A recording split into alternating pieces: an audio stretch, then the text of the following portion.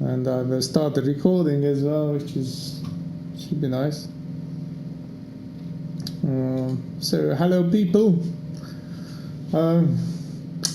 Today we will have a little bit of free-form thing going on, even more free-form than previously we had, because I didn't have much thematics for this day, so this might be a quick one. I mean, really a quick one.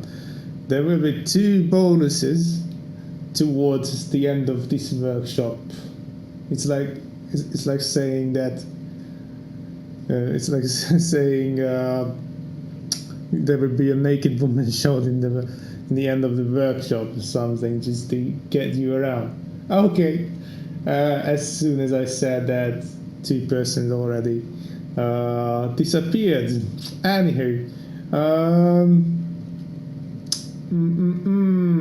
so today we will get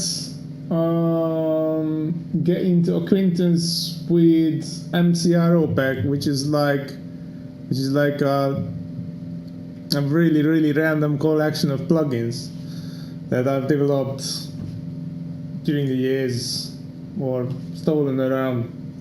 Well, I've stolen from the internet at some point. So let me start with navigating that. So first of all, mcropack in its current state on Git. Oh, there you go. I'm speaking to myself now. Great. So as you guys know, mcropack, you wouldn't know because I'm just telling you. I'm not good at starting things.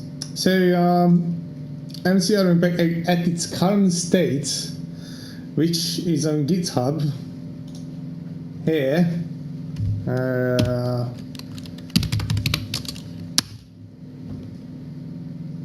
There. That was a poor name choice for the repository. Sorry about that. It's stuck. So and the current state is divided up to several smaller packs, and the reason is that it started to grow a little bit too big, and for several projects I didn't want it to copy all the nodes. I had to like arrange them in thematical ways, which is still kind of compatible with the vvv's folder structure and vvv's ways of searching for plugins, and also to keep a folder structure. So for example, the fxh part, which is just stored simple fxh files for most of my stuff. These probably will go to a MSH repository. So for most of my stuff, or most of anybody's stuff actually. So yeah, this is just for the shaders. Anywho, so what is in the contrib now that is totally outdated stuff? I don't recommend using that. I recommend downloading this. I don't know when I will have the guts to actually release this thing. And releasing stuff is hard. Just let's stick to GitHub for a while now. Anywho, let's start from the alphabetical, shall we then? And notice I have a lot more folders here and locally, because I store other repositories here in the mcropack packs, and I ignore them. I actually ignore everything which is not starting with mp dot, and that's why I can store my other packs here, which I'm developing, so they are aware of the things inside mcropack, and they become kind of codependent. So you can't really use MSH or vpack. Yeah, I can't really use MSH or vpack without mcropacks. You can use vobjects without mcropacks. Not much of the modules, and also there are modules here in mcropack which you can't use without vobjects. Actually, there are no modules here which you can't use without MSH. MSH has just a one-way dependency on the mcropack. So we won't go alphabetically. Let's start with the essentials. So here modules, we have booleans, bitpin. This is very, very easy. Oh, I will start the vvv first. That can ease things.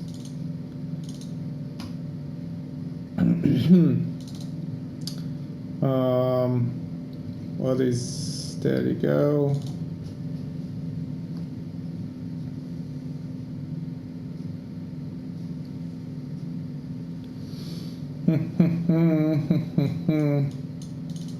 So between, I always found it's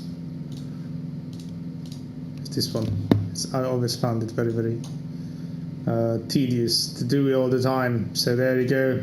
There it is. I don't know if there was one which is already been there or not. Double click. It is also very simple, but still very useful. Double touch. I think. Oh, that is something. Oh, okay. It takes the distance into account as well. So it is kind of more sophisticated in a way. Touch container. That is another thing which will blow your mind. But first, dragging, which tells about an input that it is dragging or actually clicking, which is also very useful. It has been around for a while. What else? MISC, frame delay for keyboard, frame delay for that. Key plus, that is a thing. I will show you that. MIDI note out, device advance. No, I have no idea what this is. I just started something, maybe. Yes, maybe. I don't know why I had this around. That will be removed because, well, I don't use it anymore probably, and nobody should actually use that. So simple stuff.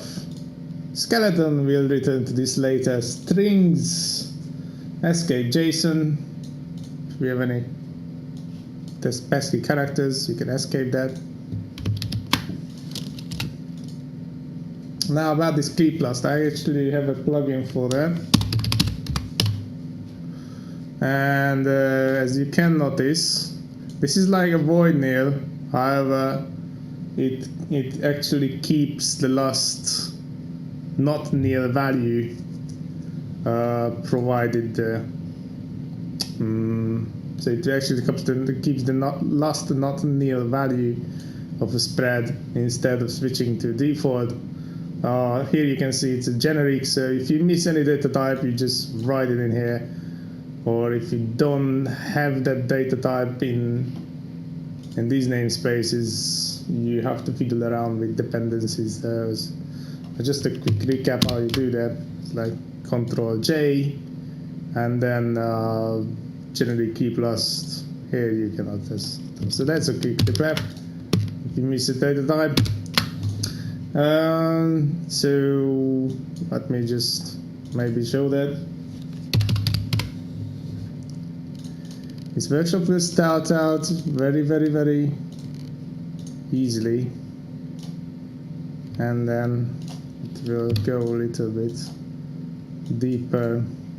So here the last input was 3, and that is 3, but if I switch to 0, oh yeah, I should also show you. The smallest node, the smallest node in space in vvv is the I without input pins. So there you go. And then if I just switch to it, it will keep the last one. I said it, go back. Brilliant! So you don't have to sample and hold anymore, and it is bin sized and whatsoever. Parse format. I will talk about it later. This can actually get back the size of an element from dx11 format string. Maybe I can actually show you that. So here I have a renderer. Oh, actually, this is not the good renderer. So we have a renderer that I will convert it to string. Boom, boom, boom, and it will give me back that the size of this string is 16 bytes. If I have a 32-bit, then it should tell me that the thing is... Oh, it actually does not take the value into account. Okay, this is just okay, yeah, it's 16 bytes, which is like the 32-bit float. It doesn't take the number into account. It could, but I was lazy. So when I was developing it, lazy and quick. So sorry about that. Anywho, so performer, good old performer trick. Actually, with this, you can turn on and off vvv patches. Well, actually, you can do that with the evaluate, but if you don't have the luxury to have a sub patch, you can just say we have a very expensive very expensive calculation, and then this one x y z linear spread, boom, boom, boom. I might do this in a plugin as well for future, so you can have generics. I don't need any of this, like A6, and then let it be 300, and it will go. Whoa! I think I broke it. Yes, I pretty much broke it.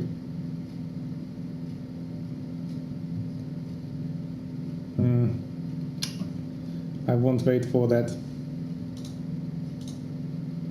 Yeah. So let's start again.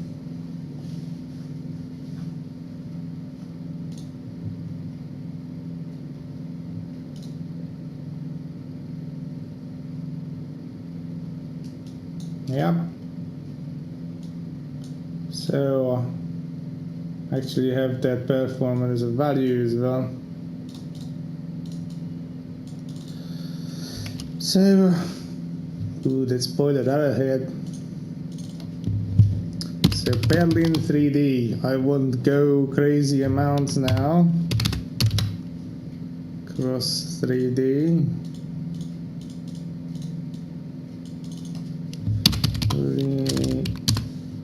Linear spreads. Actually, vvv has a very clever way to manage when to run a node and manage to run a node only when it's necessary. So let's try a little bit friendlier value like this. So if we turn on the debug mode, we can see Perlin is super crazy, and also IO box is super crazy as well, because it have this. That has let's try out 50. There you go. Okay, nice. It's like, can we try 75? Now we are talking. So it is incredibly slow, but I need that value. That value won't change too much, but I need it. But obviously, I don't really want to slow down the whole application to 10 FPS. So what I'm doing is this and that, loads of values, that, output it. That is what happens. Whoa, low. I can suddenly turn that off. And the way how it works is simple. So we are requesting the value. We are not requesting the values here. Actually, it will request the values here because it have to display it here. If I hide the patch, it will not do this. Actually, this is a very old track, a very old trick. It was even posted in the very old school bazaar. You know, the page before, I don't know, 2010, 2009, when the new www page arose. I don't know that. I can't remember by head. So notice here the 1,000 cycles here and the 10,000 cycles is because you have to display the value somehow. So obviously that will take up most of your CPU time, but it's way much better than dealing with this amount of crap here. What you see here. So I might will do this in a plugin, because in a plugin you can control whether a pin should be synchronized or not, and it is a little bit easier and less hacky to work around than with the performer. And so yeah, if you have any kind of any node which takes hard calculations, but you don't need that node to change much over the time, it's a very good trick. So that's performer for you. I will turn back everything to normal. What was in string? So this is just modules now, what I'm showing, and I will go to, there's loads of things in transform, so let's load up renderer and see what we've got.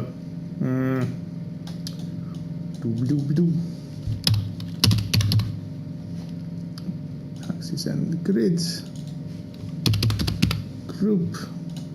Also, I've got a lot of advices about my Wacom system from Sticks or Boris. Thank you for him. And I will probably apply it. What's wrong with you? Okay, that is weird. We'll probably apply it at some point. Not today. Seriously, guys, what's wrong with you? Lock mouse.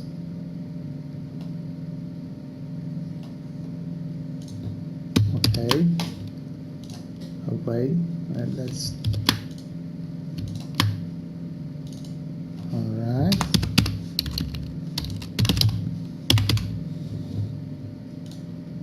Now let's just do this. That.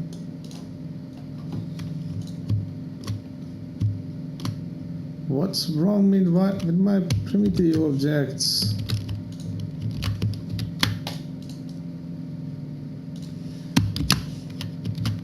What's wrong with my formulas?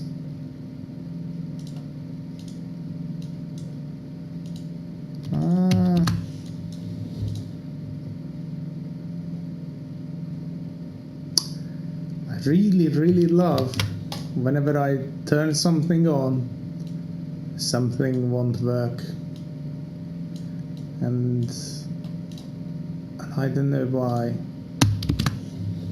It was working at the first place when I fix it. But here, I have it. What's your problem?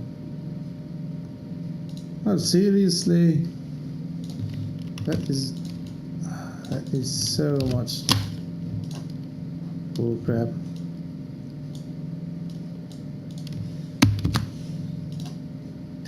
Calculated camera rotation. Oh, okay, because I modified the module there to default to dot, and that was a very bad idea, because I have it here the old peep line. So I will just quickly fix that. So yeah, hello Ventolin Mono. I don't remember your real name now. I can't. So but anyway, I will quickly fix this. Jesus. Ah, this is so bad. Live fixing. That should be a new type of live coding. When you don't actually create something from nothing, but you actually fix something really broken stuff in front of an audience, and that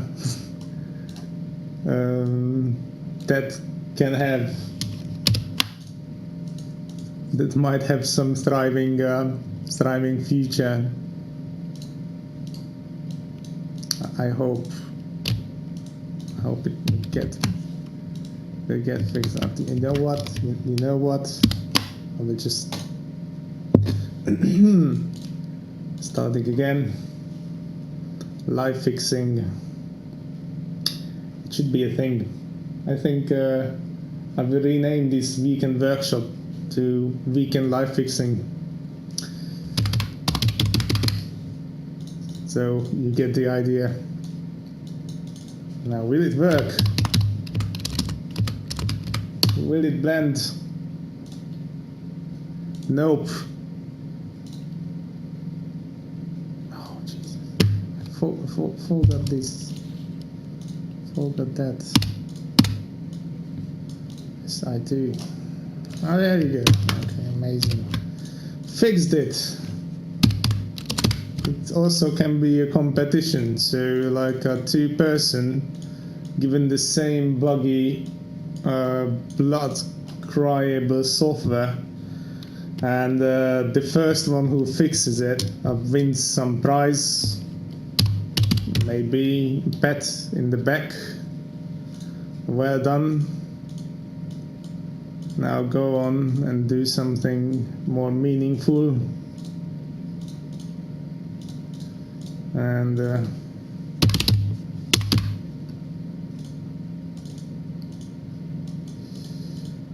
yeah. So there you go. Nice, amazing. Back to where we left off. Transforms. So as row, surprise, turn a transform into row data. It will use floating point numbers, so you will lose some precision, but to be honest, that precision won't be ever noticed by a human being. Avoid nil. You have that border. Now this is a good one. This is actually built for now deprecated UI pipeline, and I deprecated it because HTML is out there, and yeah, it's just infinitely better to use HTML instead of some crappy shit I threw together. So we have a quad here.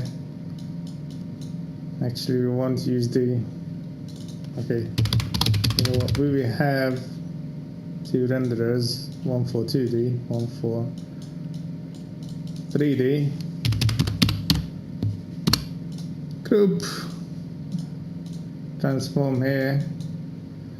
We connect the resolution of the renderer here, and then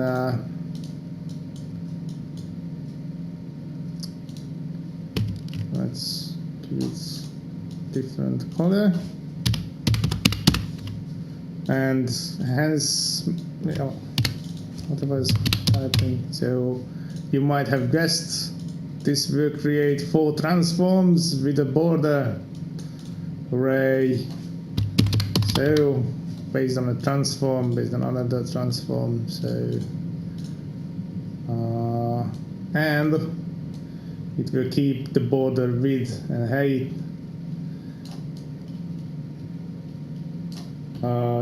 to the amount of pixels you want to have it. If I want a 1 pixel border, it will do this.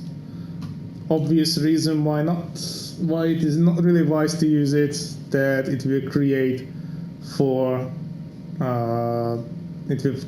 additional draw cores, or I don't know if Vooks actually built into the instancing optimization into the quads. I don't know about that. If he didn't, actually, no. So if he didn't, then you will have 4 plus draw cores, and this amount of nodes you have to take into account with the graph. So actually, what is this? Oh yeah, it might not do rotations. Might not do rotations at all. So it is just for very simple cases, for square borders. B, connect. Ooh, that is an old one. I haven't used it for years now. Shall we try it? Well, let's try it. In theory, what it should do is that I have a couple of points in space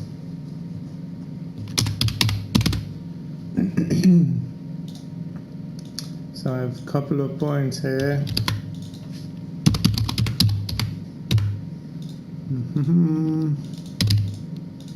And 10, and then random spreads, and then this, and then visualize it somehow.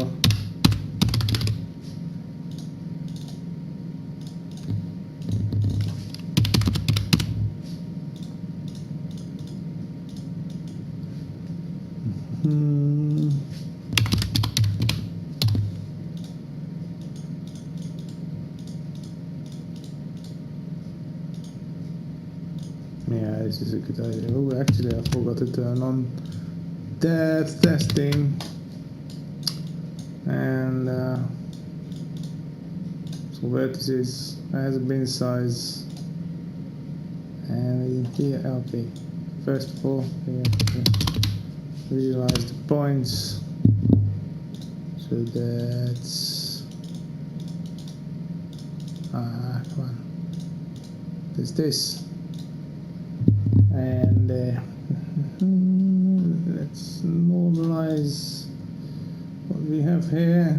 Also spread out a little bit. There you go. So in theory,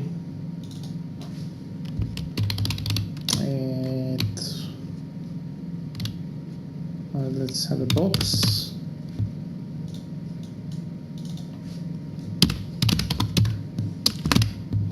From directional. Things starting to get encoded.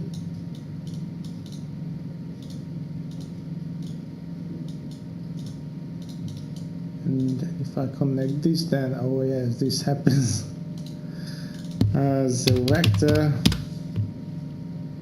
and rejoin.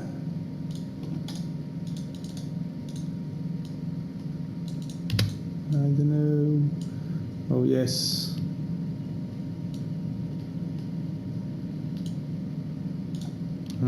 I forgot which angle is it. Oh yes, so this should be equal. There you go, it should be 1. So yeah, across the Z angle it will connect points with transformations, yada yada yada. Simple stuff.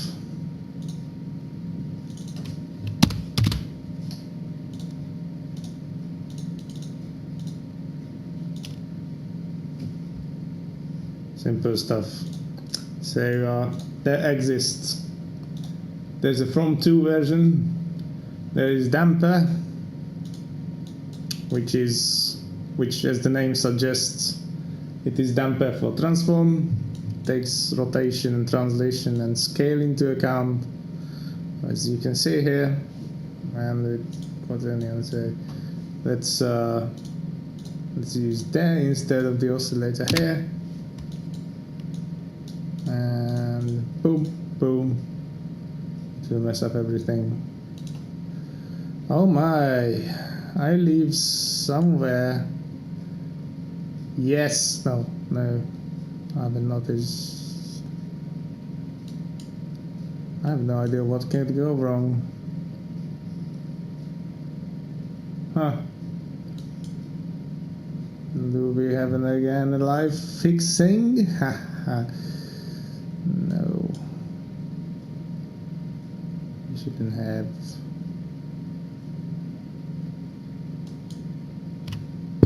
I possibly can't think of. I can't find where it is going wrong. Anyhow, there's no time to no time now to fix that. Delay is the same as you would expect. It's a delay. Fine plane. I was talking about this in the first workshop, and I will put a sticker, a link to it, like a notation on YouTube. You want to use it. Frustum vectors. I'm not sure if this is working. Let us see if this is working or not. I wanted to try something as I can remember. Maybe. Oh, these are vectors. Okay, this is very hard to visualize. No, I won't try it. Grid splits. Good old grid splits. Just there. It is done for you. And it is vectorized. So you don't have to connect 4 pins. Don't have to aim for 3 by 3 pixels 4 times. Or even more. There's a key plus for transform, but it has a plugin now. GUI pixel billboard is again just a very time efficient way to like generate a pixel space. Which has more control than the layer version. What was the layer version? Oh, actually this pixel billboard, yes. So it's just you have more control. So you can create regular transforms over it. Back camera. Oh no, sorry. We look at simple. We had a look at that on the first workshop, so I will link that. Back camera is basically just zip, and I use this format with MSH. Rotate. I will delete these. I haven't used these for a while now. Subtract. I'm pretty sure I'm not using the proper term here, but it's actually multiplying the source with the inverse of the operand, and that will give us the difference between the two transforms, which is like totally wrong saying of that, but this is how intuitively behaves like. Basically, the proper term would be might be getting. Oh, I don't know. I have no idea what would be the proper term. I didn't do my reading. Subtract. We are actually good with transform modules, and actually, you know what? I will go to plugins as well, because there's a couple. So we go back to Booleans, put transforms aside a little bit. We have bitwise value. I know there is a contribution with bitwise operators. I don't know its address.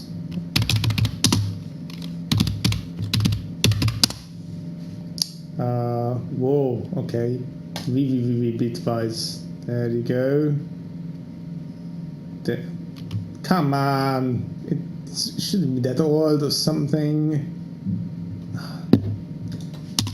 Contributions. Oh god. Okay.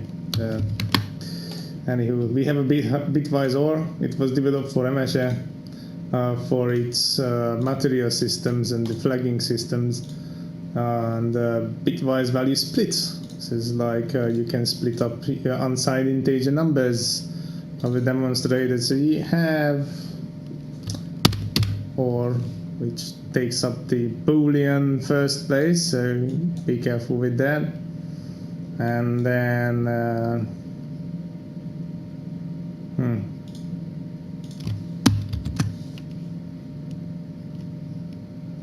do I have it? Oh yes, this is like a spectral node. Actually, it's not two nodes. So I don't know, come up with 4 numbers.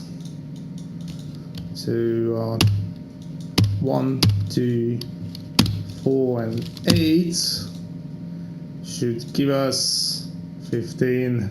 Surprise. And the reverse of that, split in 32, will give us a spread of 32 booleans, where we can also again guess the pattern. 1, 2, 4, 8. Amazing, isn't it? So also we had a join.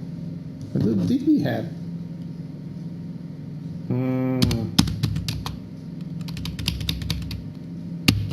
Yes, we had in the same set of nodes. Yes. Also, we have the reverse.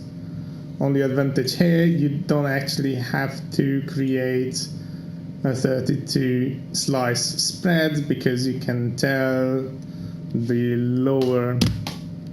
lower bits, how many lower bits you want to have. So if I just want to care about the 5 lowest bit, like let's have it 4, because oh Jesus,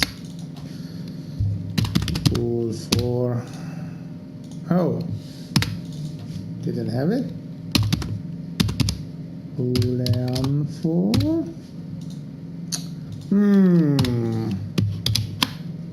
I have patchbox. Never mind.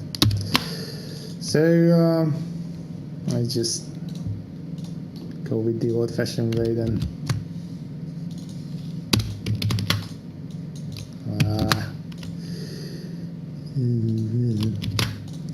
It's very tedious. 8, 4, 2, 1, 15. Amazing. So we have that. Now you could do this with Regex, but with like infinitely better intuitiveness and UX design. So there you go. Boolean QR codes. I will delete this. This was kind of, yeah, it was needed for that project a long time ago, and then Vux came out with his own QR code thingy for the X11, which is probably infinitely better than what I was doing back then. So let's just ignore that. Value count bangs. Count bangs. Okay, this was probably a project specific thing. It had like if you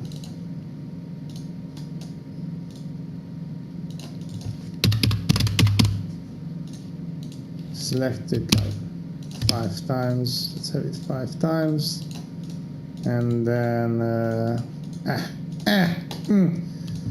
oh, there's 3 by 3 pixels, amazing, isn't it?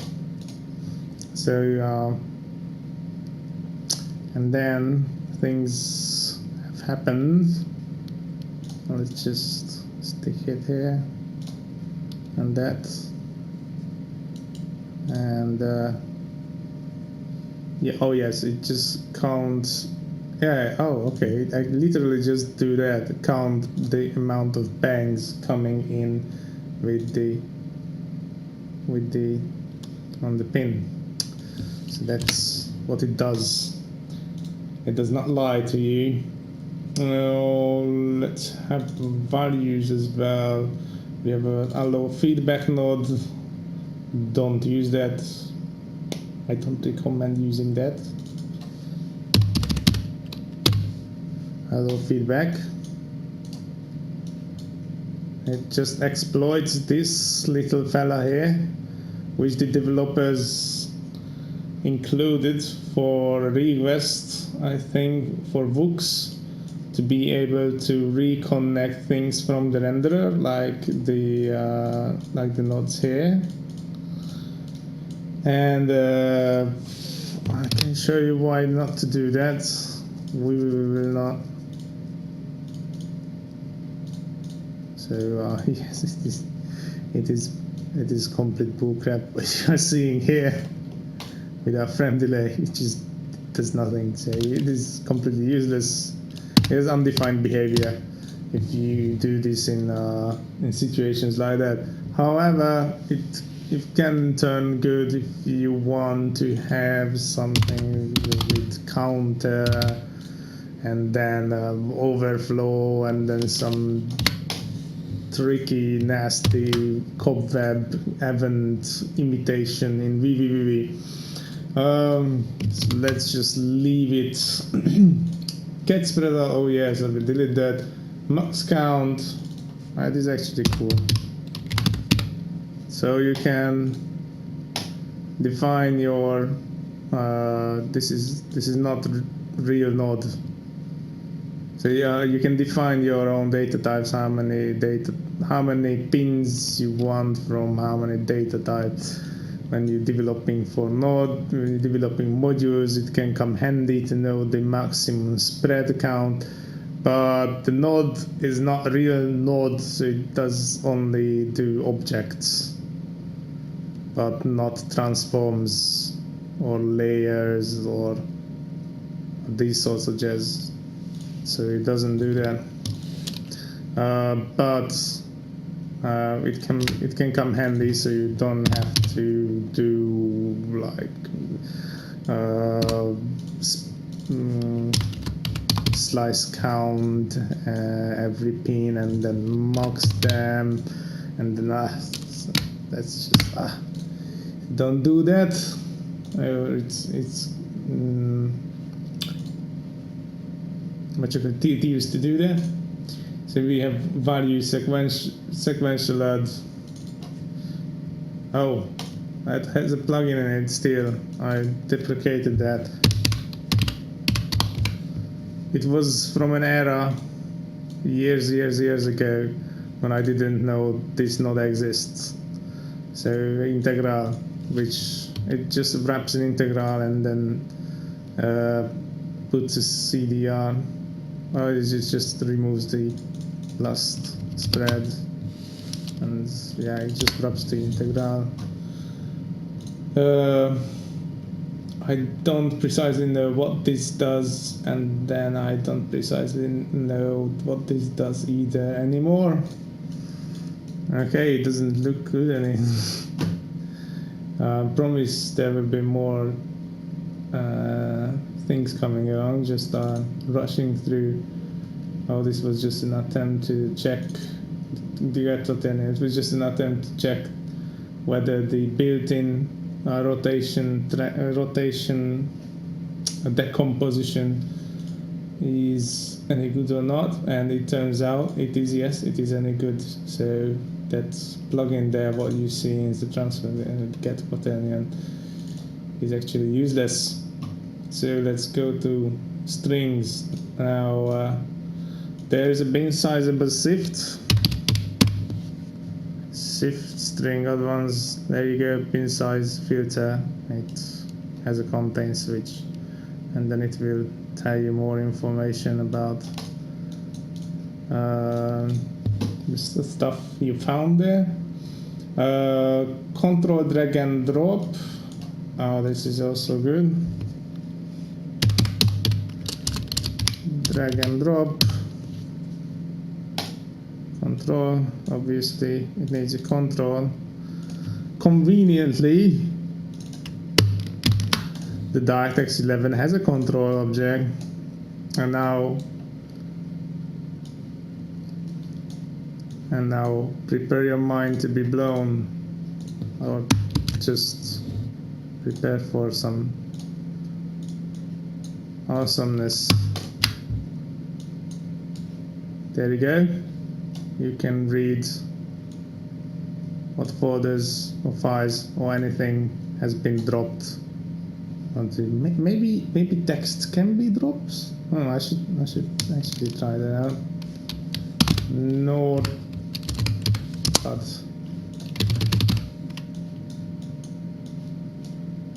oh, you can't actually do that. Well, let us see if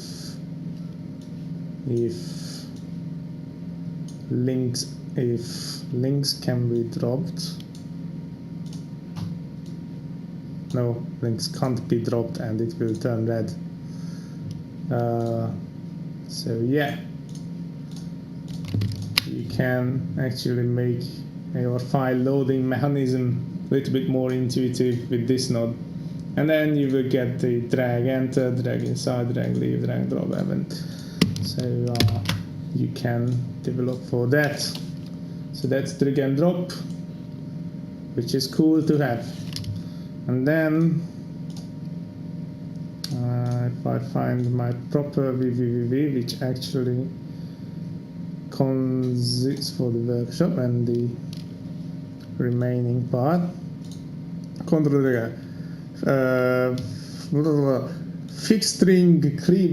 fixed string clipboards, because the original had a couple of quirks for me. I won't remember now what specific quirks I had. I had no time to actually write a bug report about that, but maybe it was not spelling, or maybe it was a singleton. Let me try something. Clipboard. This is like mine. It will hello. See, it is just single node. And say it, get it. It's like two different things. And then clipboard get. Let's see, all of them gets what it needs. Oh, that was a chat. So let's select something like this weekend workshop. That's a very cool program actually. It saves your okay, again the authorization information for some things. Nasty. Oh, actually it does work. That may be the I don't know. It's just, in my experience, this one is better. I mean, not better, it does the same job, but it is more stable. State server, oh Jesus, that is old, and I will delete that. Add head, cut tail, and this can be reproduced by another node, which is not here, but will be. So add head, cut tail. That's just what it says. you can add something to the beginning of the spread or remove something from the end of the spread. Hooray! And have wait a second, have a filter. Maybe filters for empty string. Who knows? But it can be reproduced by spread to frames, which is also generics, and it is very useful for very odd nodes like MIDI out. Yes, like this node. No. MIDI short. Yes, short. MIDI short out, which is not spreadable, but you want to trigger a node at the same time. So let's say you want to trigger. Okay, I won't actually show you the use case with MIDI here because then I have to remember the short messages, and maybe yeah, it starts with 144. So yeah, I don't remember that. I will just show you what it does. So I want to trigger 32 nodes at the same time. So I will do that, and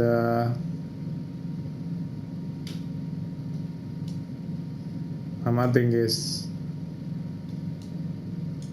and nothing happens. Okay, I can set the maximum. There you go. There you go. Okay. Do not do this. Just reset it. Okay, maximum should be. Okay. Just a second. Live fixing again. You know what? Okay. So live fixing again. Input default Boolean is false. Why did I have it true? Oh yeah, because no. False again. Oh yeah, actually this is true because I don't want overcrowding, and maximum is -1.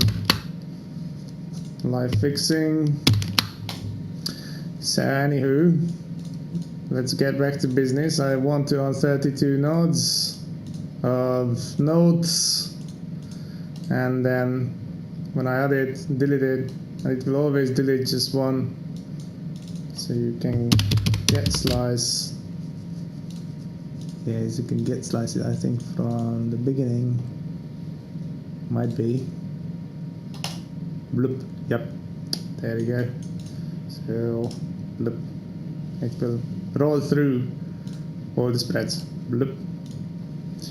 And so that can be useful for legacy nodes, which is not that good with spreading, or situations where spreading is not an option. Now this is a good one. Regular expressions. Okay, I hear you. VVVV already has that and things like that, and you're right. VVVV, in fact, already has that, like this. But let me put mine inside a comparison and the amount of data it outputs compared to this one. So yeah, this one actually uses kind of the correct name or not. So it uses the Regex abbreviation, which is not the Regex. That's if someone is disturbed by that. Also, the pattern is in an exposed pin now, so that can be changed dynamically, and you have more options here. You can combine these options, as long as I know, as far as I know. Yes, you can combine these options, and these options are bin sizable, and also it will tell you the position and the length of your matches, and then the captures, and then I don't even remember now what our containing groups are. And basically captures are things which are inside brackets, and matches are the whole thing. So as you can see, it matches the whole text here, the hello C#, and it captures on the hello part because we are not interested in the capture. We are not interested in this character here with the space. So this was used. It was developed for Twitter feed thingy, where I needed to highlight the hashtag texts, and obviously I needed to have the positions. And when I realized that I don't have the positions with the original node, I was like, okay, then we will have a regex overhaul then, and we had one. So it just basically exposes everything what the C# regex gives you. That remove zero is also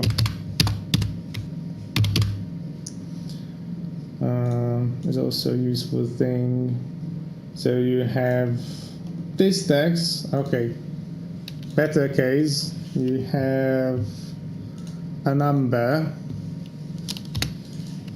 that, and you have as string value,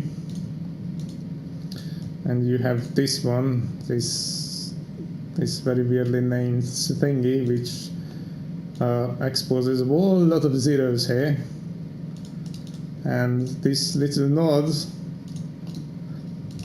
will concatenate that.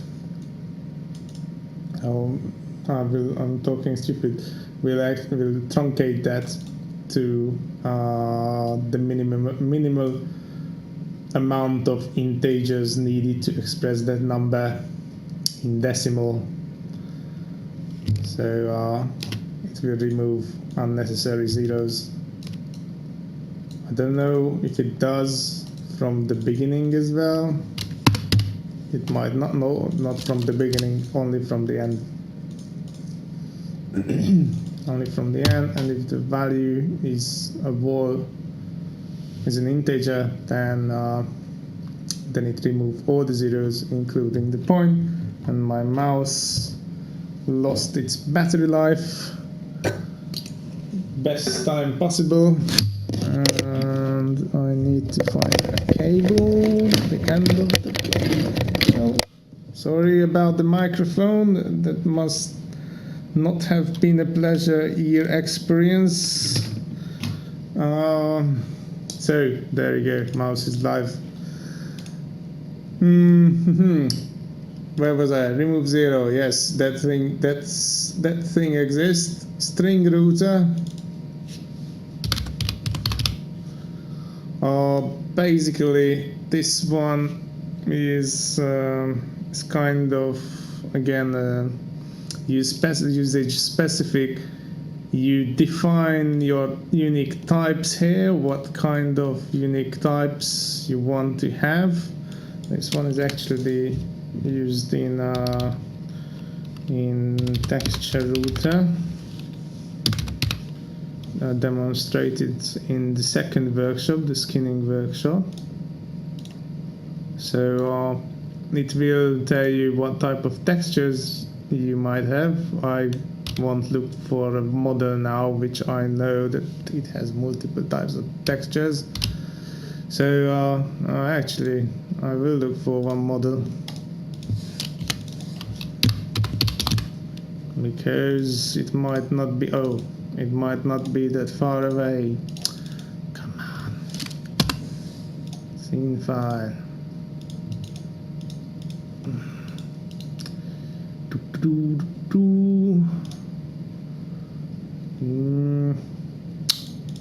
Lips. mcropack. packs, assets, models, this, wallaloo, okay, oh yes, and sub for, no, this, and reload, does it load materials? What? It doesn't have? Okay, then gave up.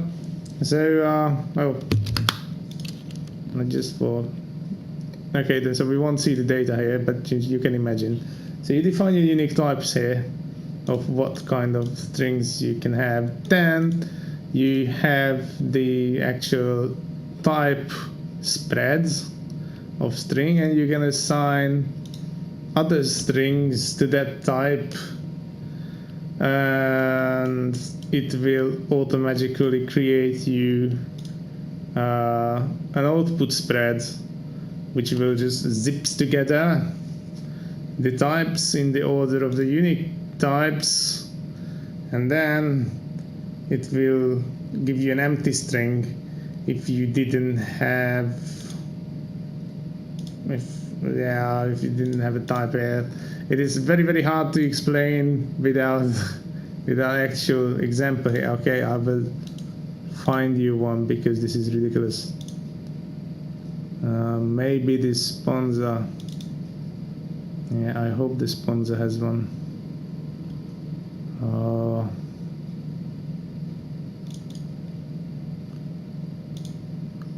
Yes, the sponsor has one. So you have three diffuse unique. You have three diffuse unique types, and then 31 textures, of which, I mean, they're not diffuse. So you have three unique types. I'll actually show you. So here you have three unique types: diffuse, ambient, and high. And then you have a couple of other diffuse, ambient, high, diffuse, ambient, high. So actually, most of them has all types of the textures, but not all of them. So it just looks like of it, and then it will create a kind of zip style spread for all the types here, and yeah, based on a bin size here, it will also pad non-existing spreads in the set, non-existing things with an empty string, so you can do your spreading as comfortably and as conveniently as possible, and then you just zip it out, and you zip it out the end result. So I hope it was confusing, but I hope it was also for you separate fix. I fixed something with separate, which probably was fixed by then, and then SHA-256 encryption just for fun. So let's have this string encrypted with SHA-256. That's a long string.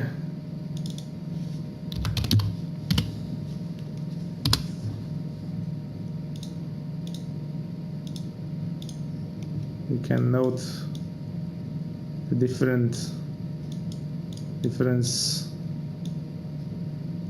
by just measuring the length of the I/O boxes.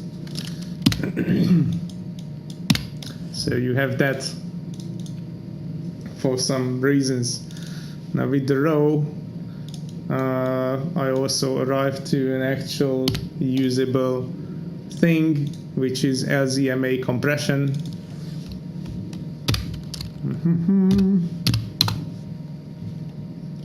Both with compress and decompress. So let's demonstrate that I have a very, very long string, which is lorem ipsum generator. Yep. And I need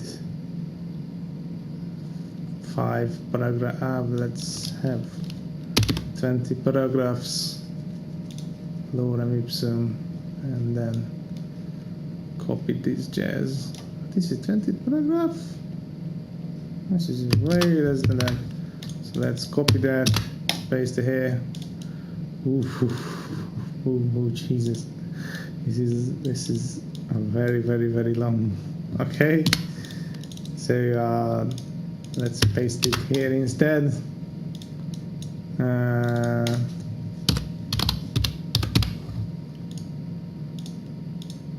We have 12,000 characters, so that's not too bad. Convert it to row, string, that, and let's switch to that. Surprise, it will also have the same length. And just for fun, turn on async compression, and it will populate it. Hopefully didn't produce an error. Shouldn't produce an error. And when I check the length here, it is the quarter of the original length. And then just have it here, decompress it also asynchronously as string row to get back the stuff. You get back lorem ipsum dolores itamet, and you get the picture there. So and the length will be the original, I hope. Yes. So you have LZMA compression in VVV. You can use that for your own business. Read range. I have no idea what was that, and I'm not brave enough to open that. Now let's have a look if we have row modules. Nope, we don't have modules for row. Also with generic, we have we have a new as object, which will take a role in further development. I have plans for you. Both of objects, I want to turn the object thingy into plain objects. Forget the object wrapper in proper English, not English. So it will take anything and turn it into an object which you can connect to any unsafe nodes, which are also implementing objects.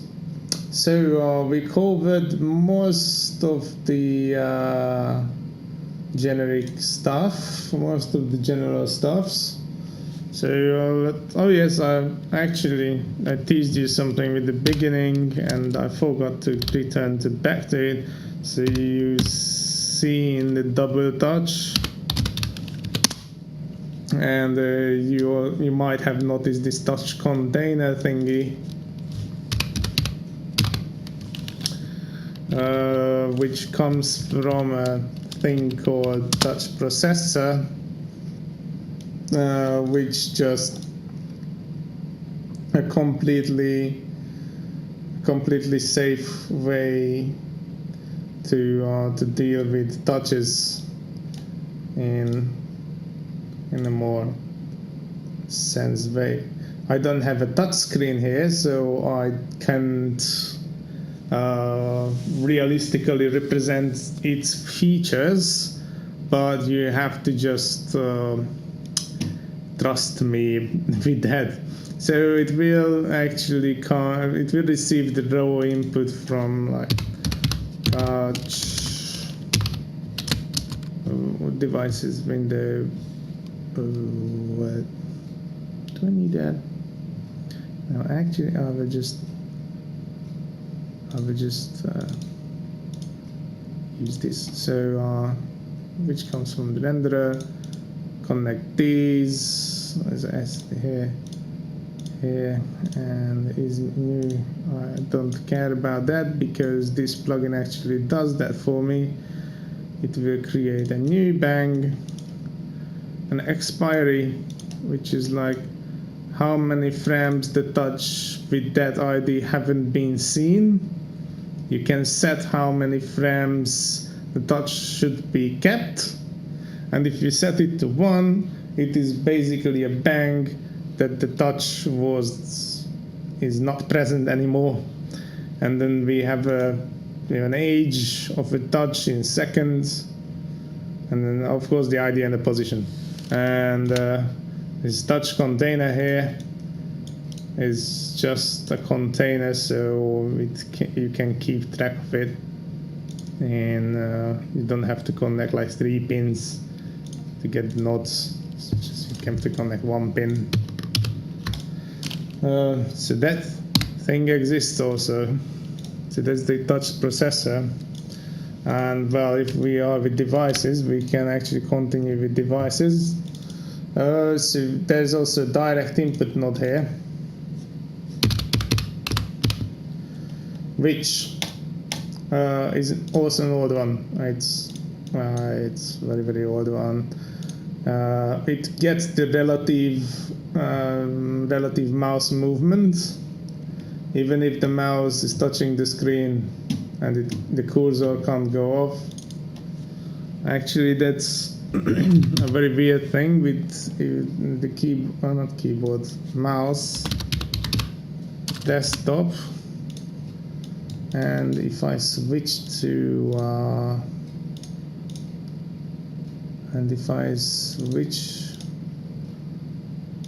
to source and the row here,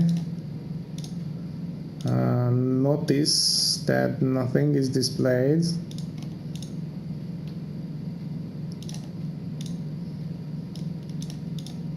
It doesn't even work. Okay. So yeah, touch direct input works a little bit better than the global input device nodes. Poor Ventolin mono. Well, see you at the video then. And let's start a crowdfunding for Ventolin mono's internet. And then yeah, you can do this. It also propagates all the 8 buttons of a mouse. I haven't seen any mouse actually supporting 8 generic buttons. I've seen mice with 12 buttons, but none of them was actually supporting these. Those buttons were mapped to keys or something like that. But anywho, you can guess. 5 buttons work with these, and then you have keyboard with the old formatting. I have to rewrite that to be compatible with the new one, and maybe compatible with the keyboard state mechanism. But reason is it uses some different key codes than what is propagated through vvv. So yeah, the vvv uses something different thingy. Here you can toggle foreground only mode, exclusive or exclusive mode. foreground only, it is safe. It will just have foreground only. It will check for a handle. If that's in foreground, then it will only work that then. But exclusive, it is very, very dangerous. I won't turn this on. If I would turn this on, it will disappear my mice. Okay, actually I will turn this on. Yeah, why not? Why not to save?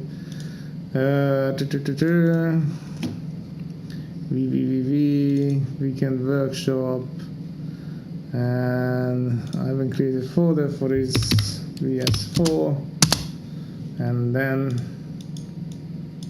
yeah, call me names. It's just that's the farthest we will go. Reload now. Booyah. Now let's see what happens if I exclusive and reinitialize in exclusive mode. Nothing. Oh wait, okay, I need a handle. So it also needs to be foreground. So that handle will do. Get parents. Spoiler alert, this is also part of mcropack. And again, live bug fixing, because well, this is kind of a lame one, but you have the window handle here is not the window handle for your actual window, but the handle for the form which is rendered inside the wrapper window, which they have in the window manager of vvvv and all sorts of nasty jazz. So getting the parent handle of the handle will actually point to that window, and then we can use this to do stuff windows without the knowledge of all vvvv. So if I really, that was not a good idea to save those. Yeah, so if I do this, then this will happen. Okay, it looks like exclusive mode doesn't work at all, which is good because it's dangerous, but then I can show you why. Anywho, this is kind of a useful node. Notice the units are in Mickeys, which is like one dot on the you know the mice. Usually they sell mice with the selling number of DPIs. Like I don't know, a mice have 2,000. A mouse have 2,000 DPI. I have no idea how many DPIs my mouse have, but usually the rule of thumb, my rule of thumb about that is I don't give a crap, because the higher the value you have, the bigger movement your mouse, the smaller movement your mouse can detect. That usually means that if I just do this tiny bit, my mouse is just completely off on the other bit of the screen.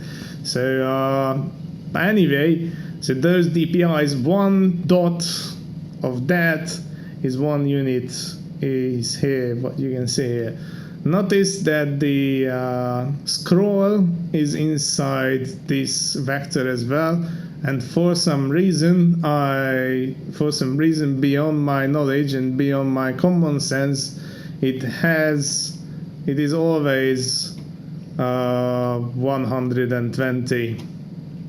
I have no idea why. Maybe it's the amount of the rows, because usually by default it is scrolled with 3 rows, and it's so nasty. So you have that. Also in the group of direct input, you have now the game controller. Notice you have a couple of those in vvvv already, and this is the generic one. So notice the difference. This is the generic one, and this is the one coming from mcropack. Nope, that's not the one. This is the one. A little bit more information is given here, and also yeah, also my devices with proper names. And to just demonstrate that, why I developed this is because I found a utility. So basically I wanted to play Elite Dangerous with the space mouse, because it's kind of an obvious thing to do. When you have a 6 degree of freedom thing, you want to connect it to Space Sim. So you have this, and you have this thing called VJoy, which stands for Virtual Joy, which creates you virtual. Well, you could guess, which creates you virtual joystick devices, and you can do all sorts of jazz with that. And there's a client software. Ooh, what is this? Oh yeah. This is. Oh, okay. I deliberately downloaded this to be visible, and then I was not caring about it.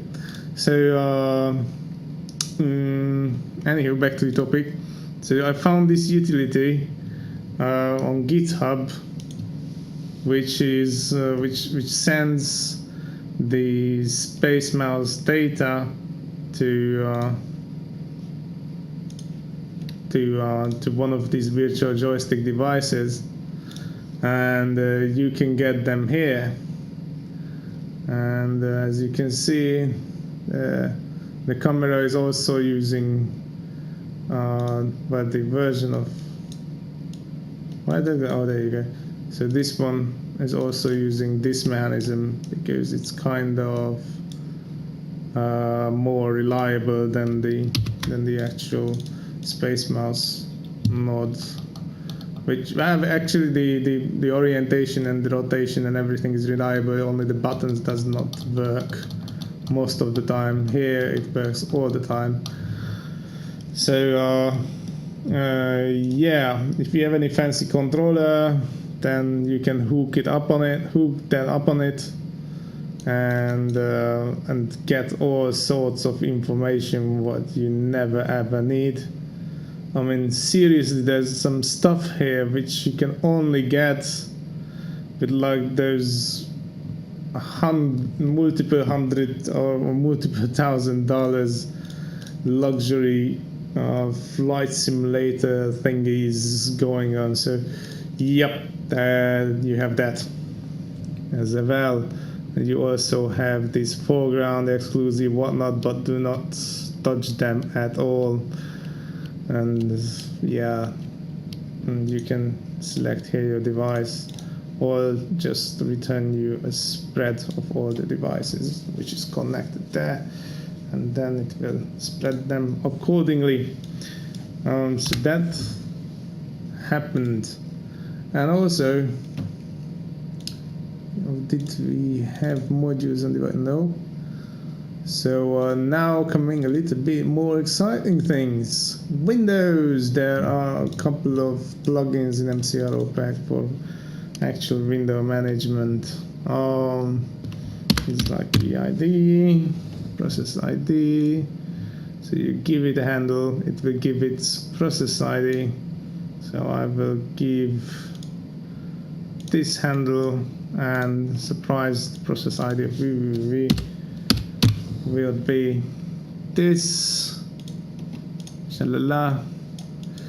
It can get any process IDs, for example, from the other handy node, handle from points,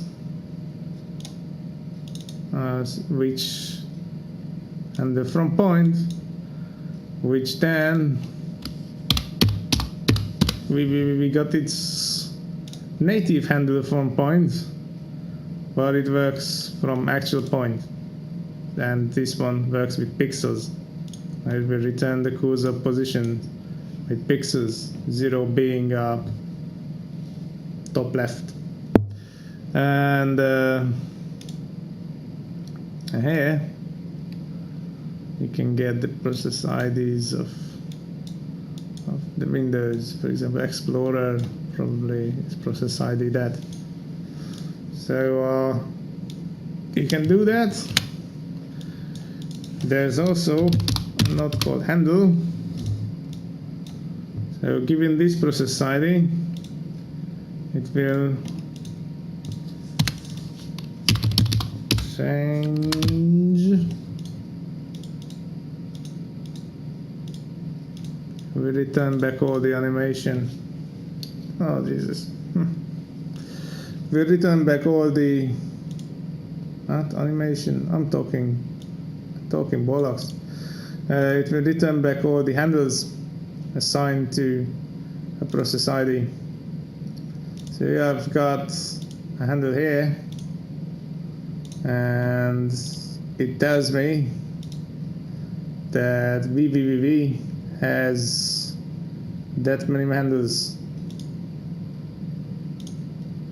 And wrong handle. Okay, that. So it tells me vvvv has that many handles, 35 handles assigned to it, and I can do things with those. So I can check their title and grab the windows, which handle is a window. So I can do that. Explorer has 27 handles. Quirts has 12. So yep, that's a thing. So this is PID Windows handle Windows PID. Get the foreground window.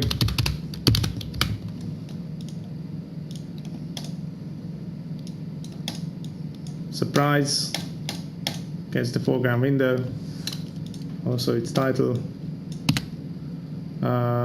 Window get messages. Okay, that was an attempt that does not work. Get parent, you already know this. Get window text is also surprise. Get window text, which does not seem to show anything all of a sudden. So here you go. Sorry, that's the inspector was on the other monitor, and maybe I was talking about it while it was on the other monitor, so we can get all the texts about all the titles, which is assigned to a process, or the titled windows, which is assigned to a process. Where is that? There you go. So that's the thing I can do, or anyone can do who downloads mcropack. Handle from point, we covered that. Remove border, that actually does not remove border. Or does it? Sorry. Now you can do all sorts of hackery around.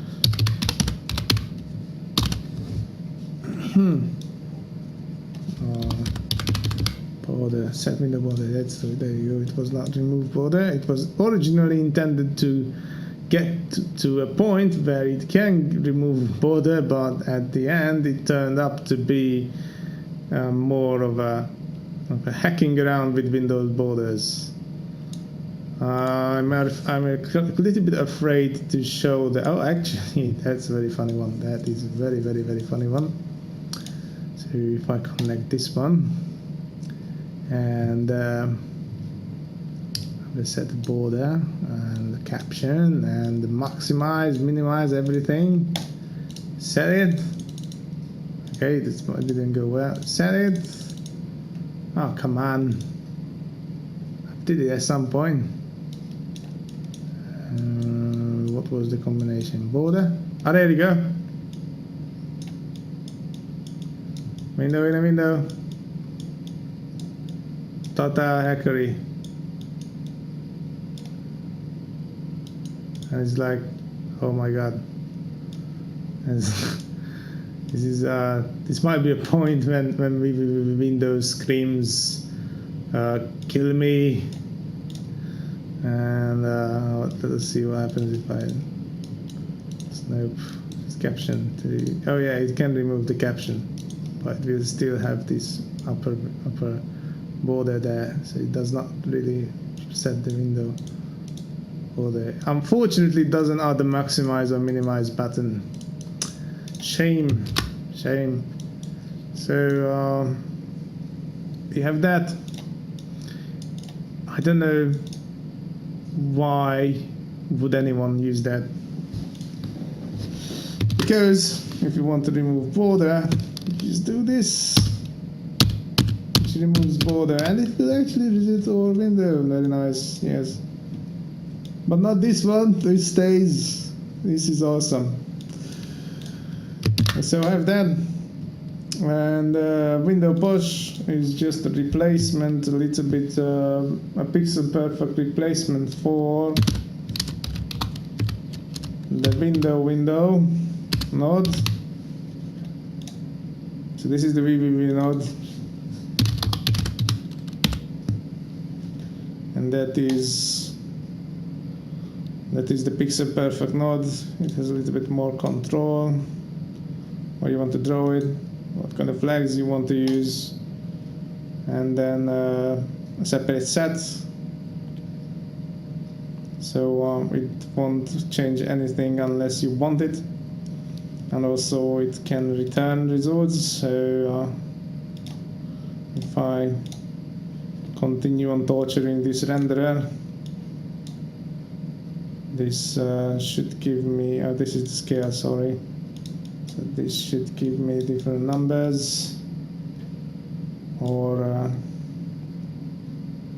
yeah, let's just leave it at, I don't want to create. So this can be real time, obviously just dragging vvvv blocks, vvvv, so that's why it's not fluid. But if I would set it here, like here, then I could do that, but I'm too lazy to do that right now. And yeah, that's window position. So this is Windows, and then we have a couple of nodes with which makes life easier in vvvv, and the most important of them I would like to start off is fake full screen, which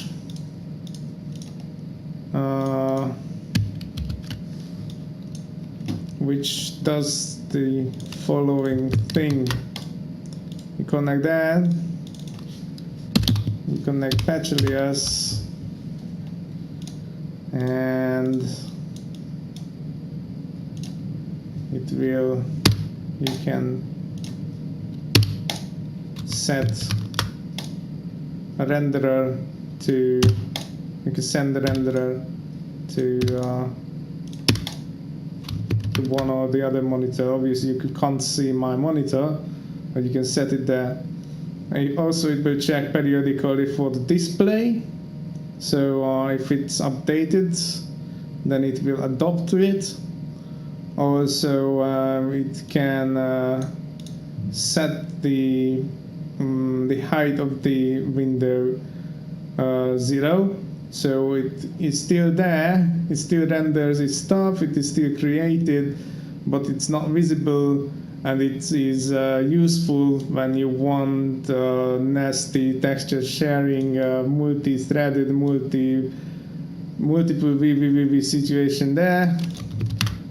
So there, and there's a window mode which just restores the border with some padding compared to screen, and then obviously you have the force update.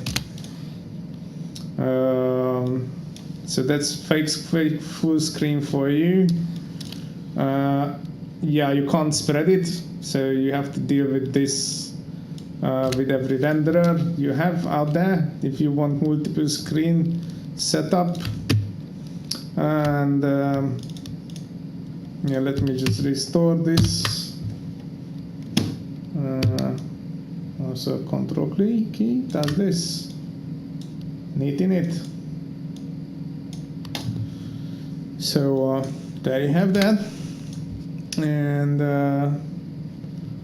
also there are more things in the modules parts in it. There's an auto run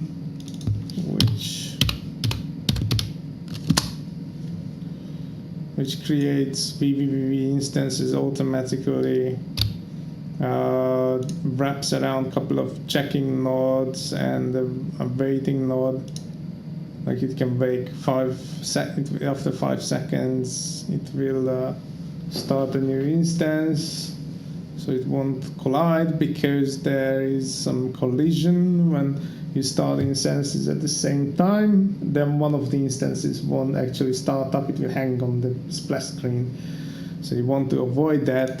So when you have a multiple vvv situation, you can assign custom arguments. For example, running from a batch file or something.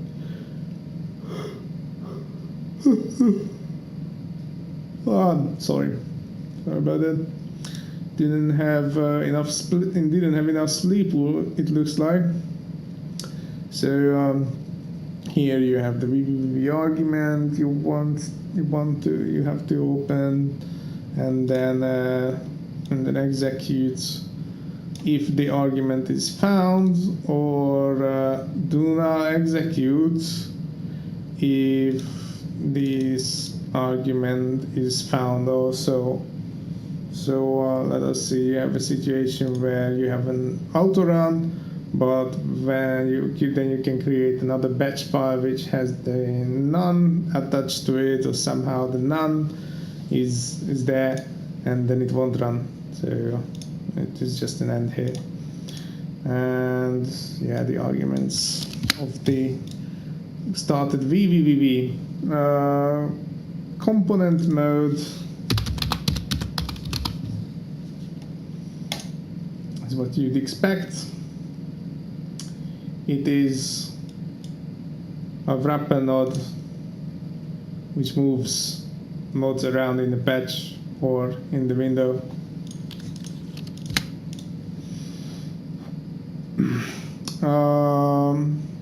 Descriptive name edits the descriptive name of nodes ID, then the name. Actually, I will demonstrate that. So here's the ID and batch alias. Here's the ID. Hello. Boom. Expel. Doesn't even have to use this. Boom. There you go.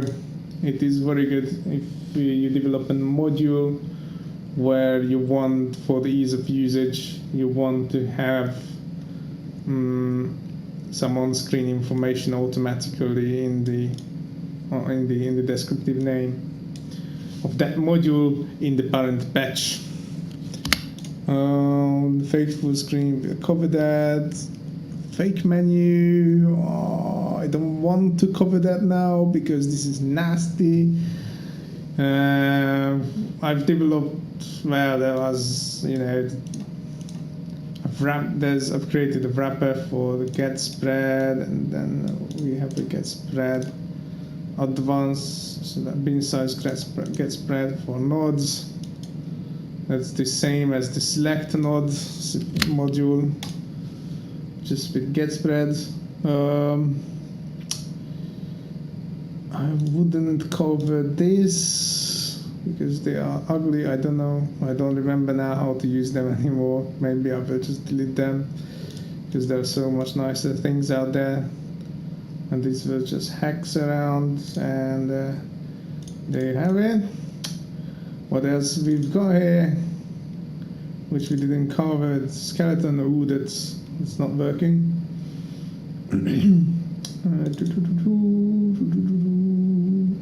Oh yes, in values we have a couple which we didn't. Actually, we didn't actually cover the values at all. So get factor multiplier. This will come handy when we will deal with geometry next week.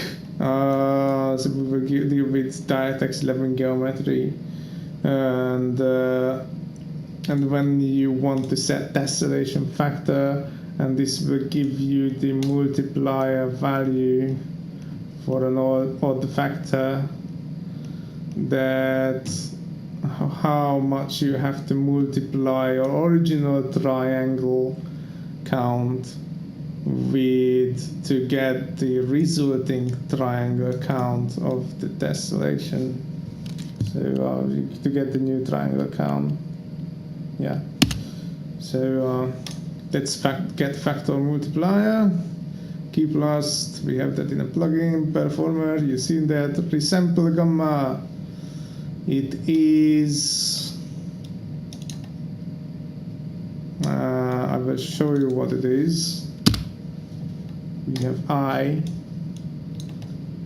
on the tortured renderer. So we have I, and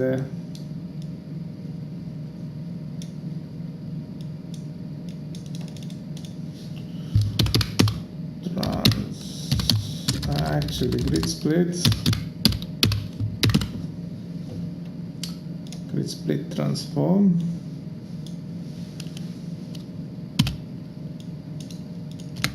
Don't care about this now.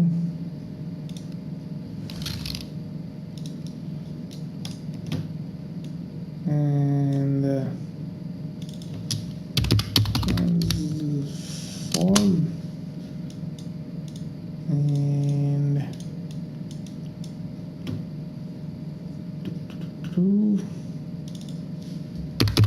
scale that, and columns. We have like going to be 40 columns, and this comes here.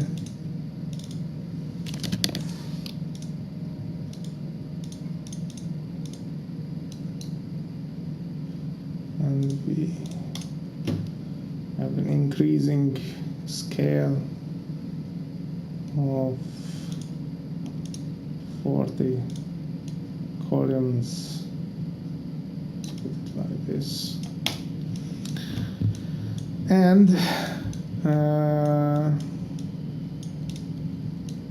but we want to resample that logarithmically, or not in a linear fashion. So resample gamma does that.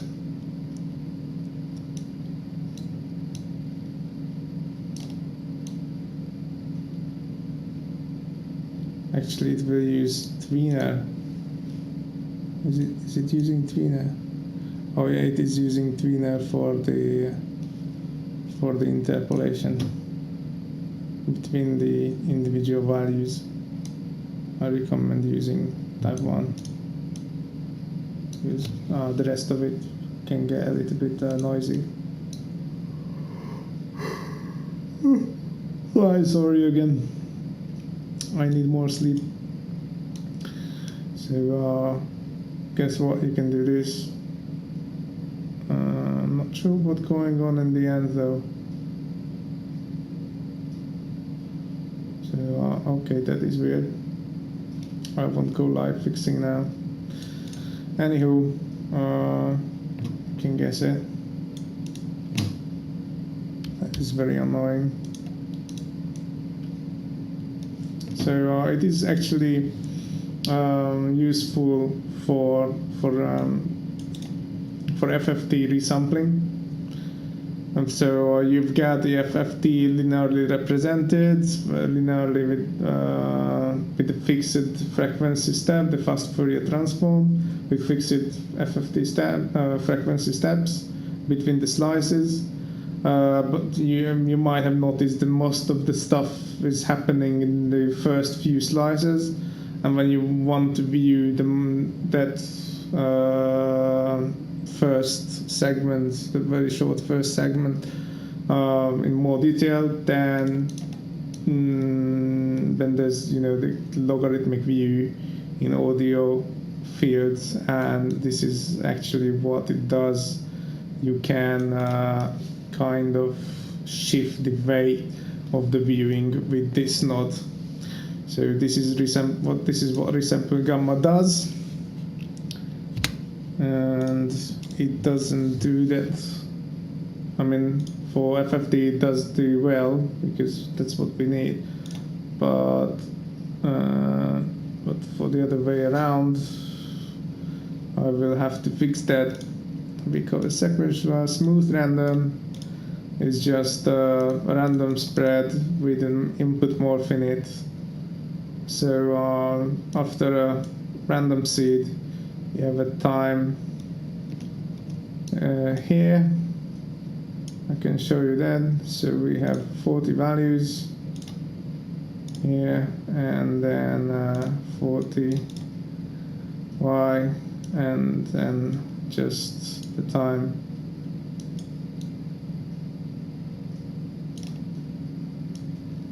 So that's just to make your life easier and don't have to do this every time you want to do this. And finally, Unix timestamp. It converts the Gregorian to the current Unix timestamp. What a surprise, isn't it? A couple of weeks ago, set attribute is a thing. I can't remember now why I developed this. Probably I had my reasons. Yes, indeed. So it's just a wrapper to set an attribute of an element easily without the need to sift or anything. So it is again done for you in a module, so you don't have to care about it yourself when you deal with XML. So that is just the essentials part. So we arrive to one big part of the workshop. Let's go to DirectX part of MPDX. So that's more about a little bit of rendering, and more about making your life easier in DirectX 11.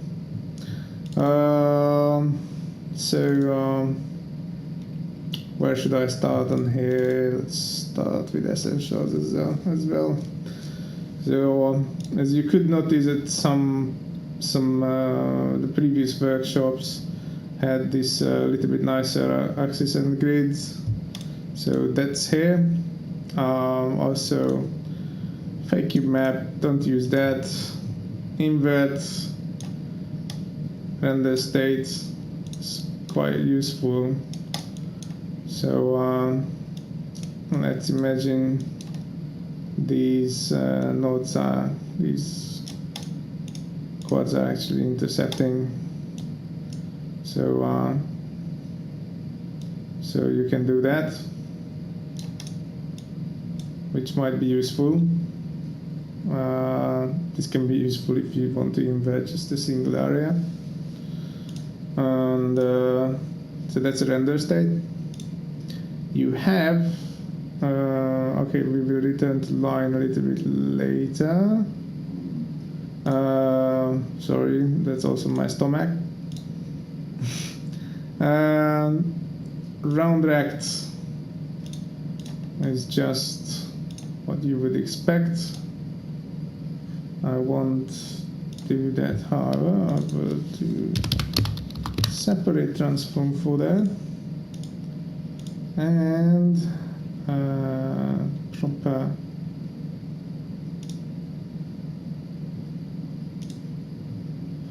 resolution value. So this is a proportion keeping round rect, where you can set the radius within pixels. You can also set the radius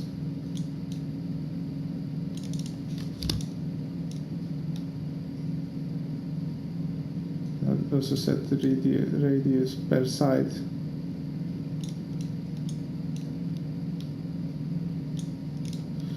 So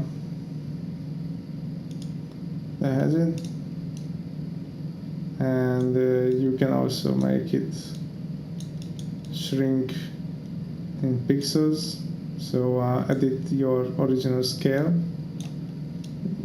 Basically it just introduces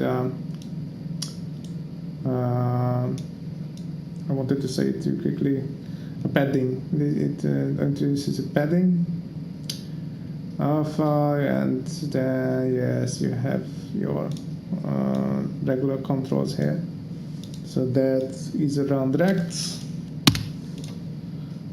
Useful sometimes. Picture, it will load, if you represent your texture keeping its 1:1 ratio, so you can load pixel perfect textures, which find me one. This will be good. This is the die text.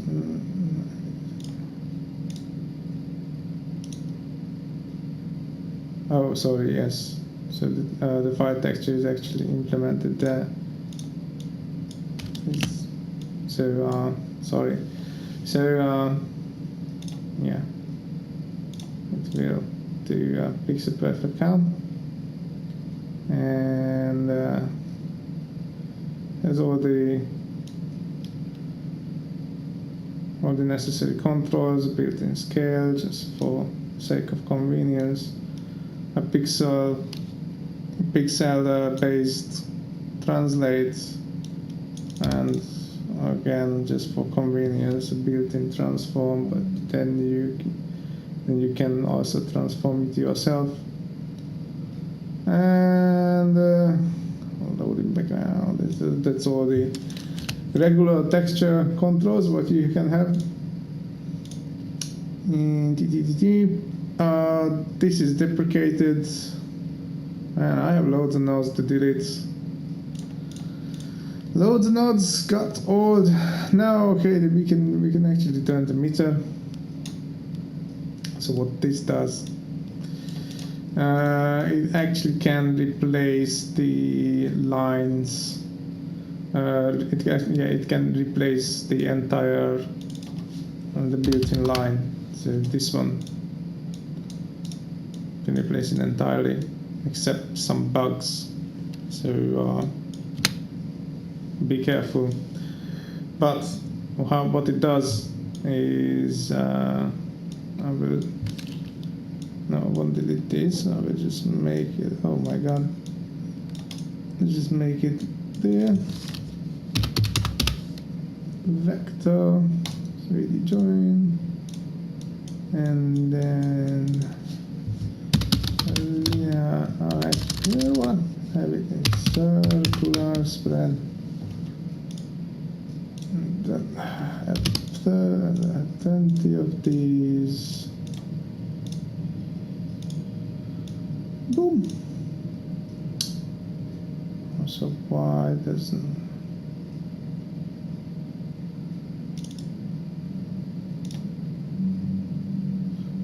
Yeah, sorry, wrong.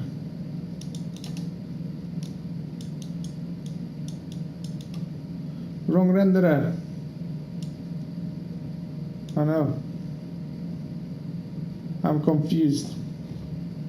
Where's the, oh, here we go. So wrong renderer. Boom. And also I want to add smooth random. Smooth random. And then a little bit bigger circle. There you go.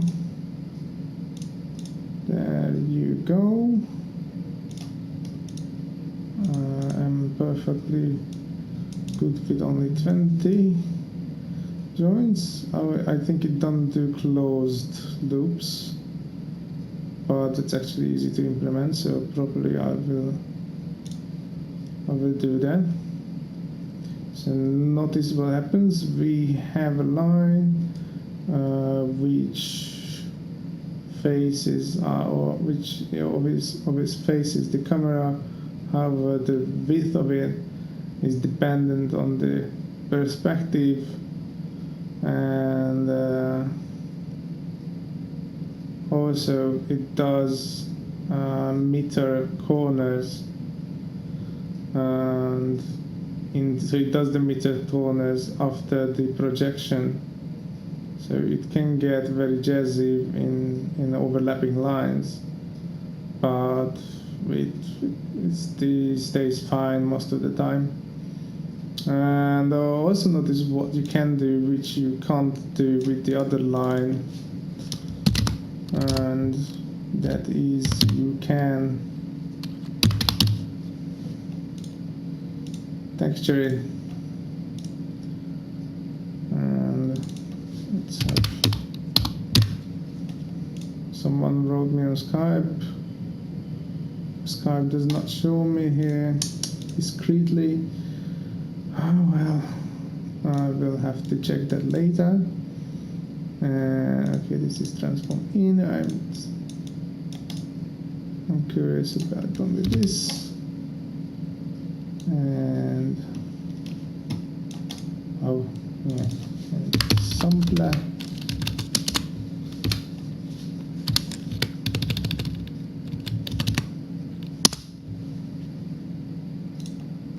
In our wrap, and there you go. Oh, I don't have linear mirror.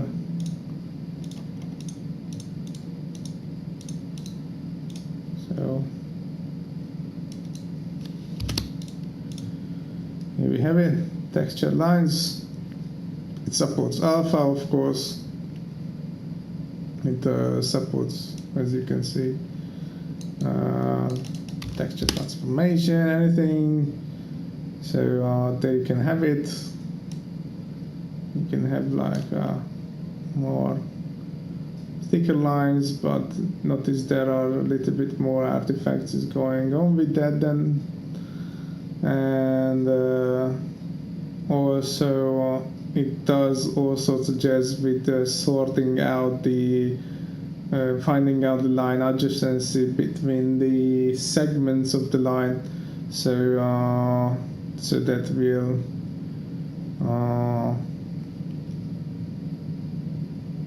so the meter line can be made, the meter corners can be made. I'm sorry, I will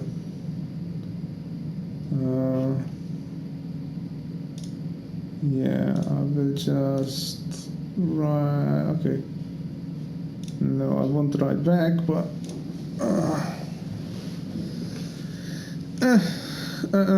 everything happens in the very, very best time.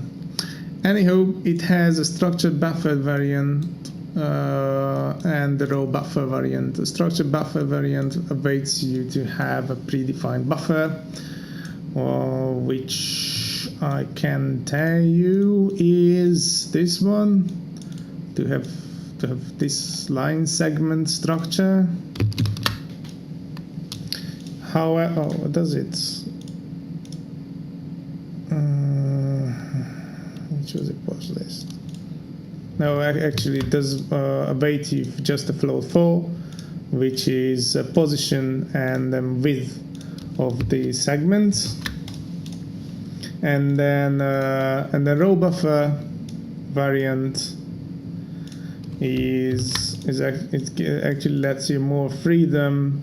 You can set the position offset in the data and the width offset of the data. If it is set to -1, then there is no width.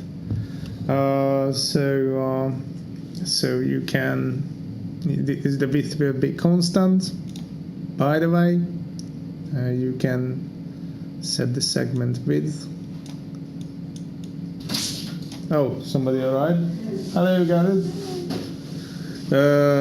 My boss just arrived.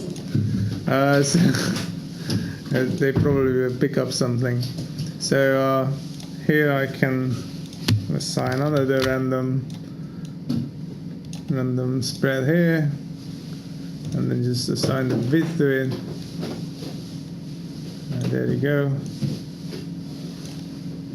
And then I'll just have it some jazz happening there. It's completely random, so just leave it to 1. So you can have pair segment width with this line as well. Back to this one with the row buffer. Yeah, and it does the same thing as here. And hi guys. Hi. So what else? Text block, that is also useful. And yeah, should I delete the, oh actually no, I won't delete this. I will not create, but I will use the 2D one for this. Text block is it can be useful. However, I don't recommend rendering with text in VVV now, because it is so messed up. It is just comically messed up. But anyway, if you can't avoid that, what you can do is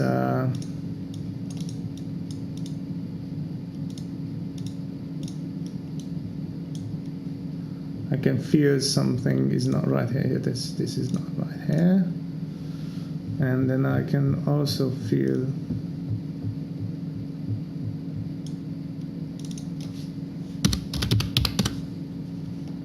so as you can see, this is not kind of out of the box.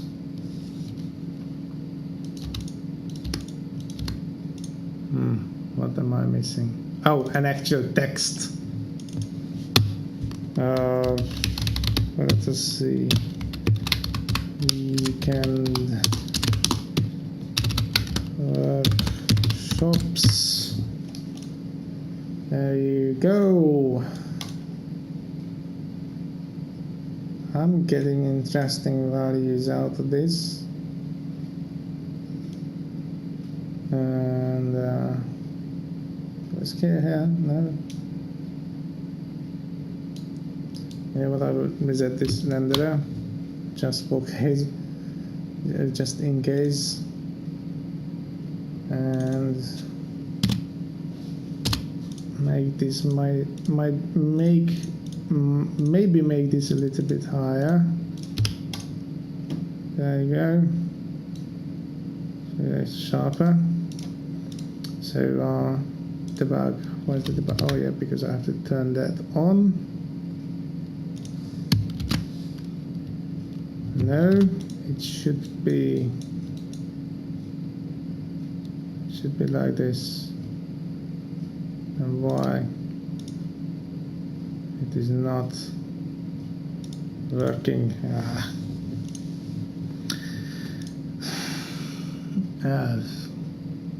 Jesus, The amount of clusterfuck. Anywho,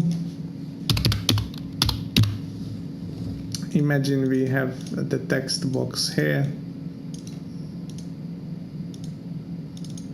Oh, let's just actually use our border node, which we had previously.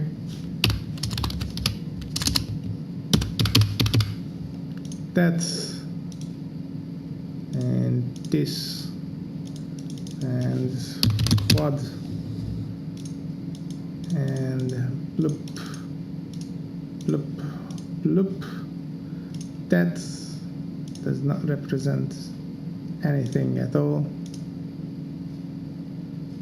Or this, or this. Oh, what the hell is going on here?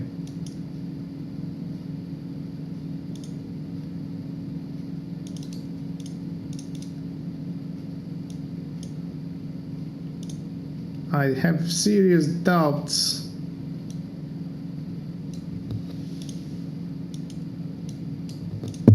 about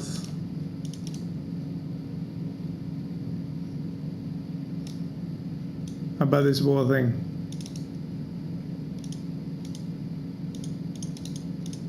Oh Jesus, I completely missed something. Anywho, I don't know why it doesn't work. What possibly can go wrong here? Seriously.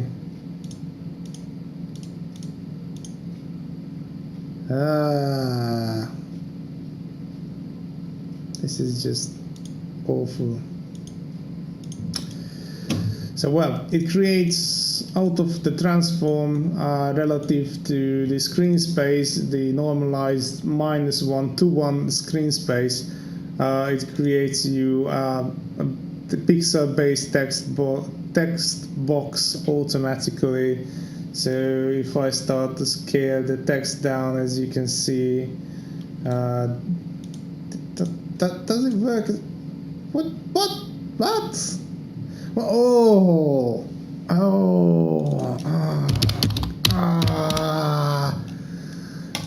that hurts. Oh, that hurts. Oh, there you go. You know, people, what was the problem there?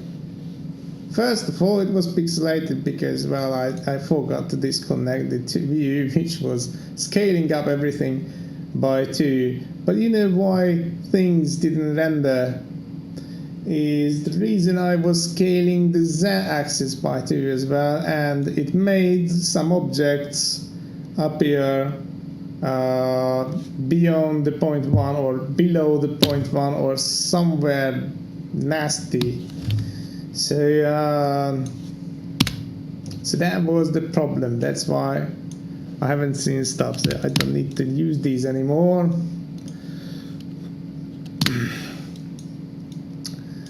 Oh Jesus! So you see, the amount of places where things can go wrong is ridiculously high. It's too damn high. How the meme. How that meme tells you the amount of things is too damn high. So there you have it.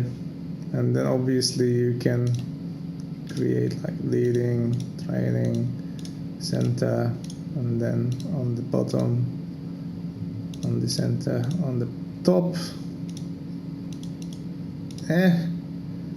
And you can create some padding. So for example, if I want to align it on the top left, you can say this, or if you want multiple directions, you can, or if you want to set it by axis, you can do that by vectors. So that is padding for you. It will be symmetrical though, so the same amount of padding will be done from same amount of padding will be done from this side as from this side. So I'm afraid, unfortunately, you can't control that. Anywho, that's, you have it. You can have custom render state, and then a couple of alpha coverage, hackery, which overcomes some nasty situations where the text smoothing will produce color contaminated alpha and all that jazz. Anywho, so you have your tools there, and you can also set the depth of the text here, so you can depth test it, and overclose it just means to add the same text to have a higher value than 1. Allow it to have higher value, higher luminosity values than 1. So basically like RGB 200% for floating point textures, and then you can do like glow or any sorts of filtering based on that. Anywho, so that's text block for you. There are a couple of geometry based nodes which we will cover most probably on the next week. I have a couple of writers here which will just doesn't want to work that much. Let us see what might be demo here. No, I will demo most of these in I will demo most of these next week.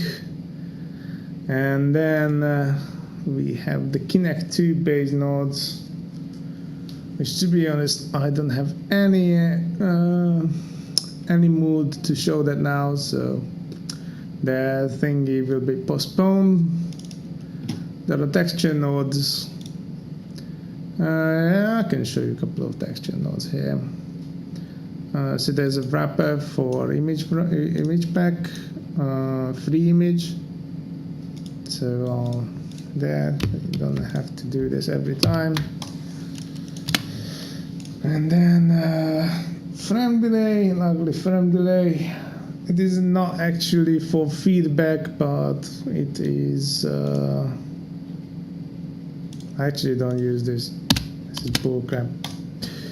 DX9 to DX11. Now this is actually important. So with this one, you can. So the problem with the original one, the DX9 to DX11, is that it only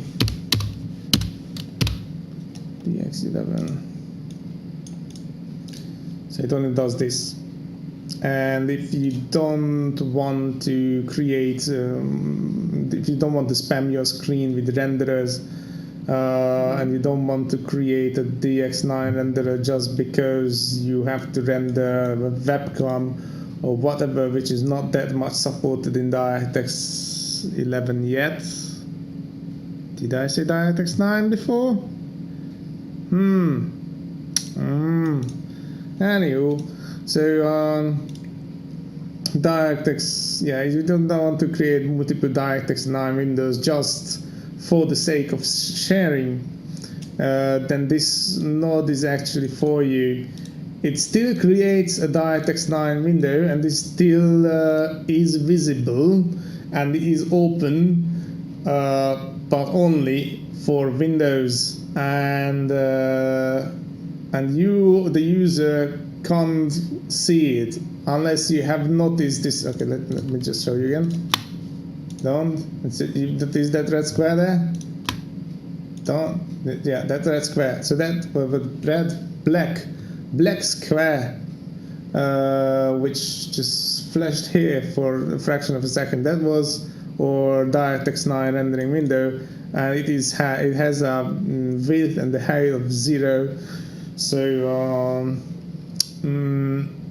the texture which provided for it is actually driven through a temporary render target here, and then it is so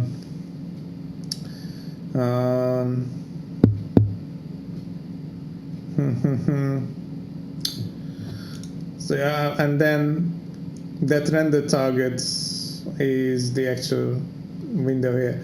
It might slow it down computation, so it has the same it has the same disadvantages as opening a DirectX 9 window. So be careful with that.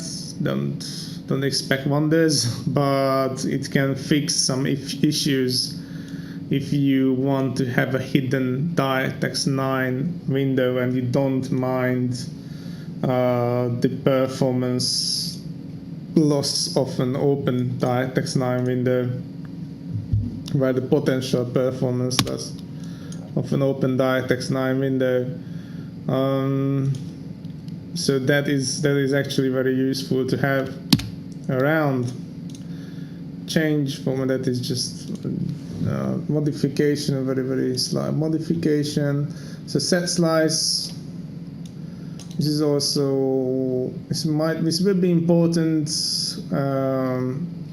during the MSF workshop, because this one writes texture arrays just like the original set slice. Where is it? Okay, so so this one.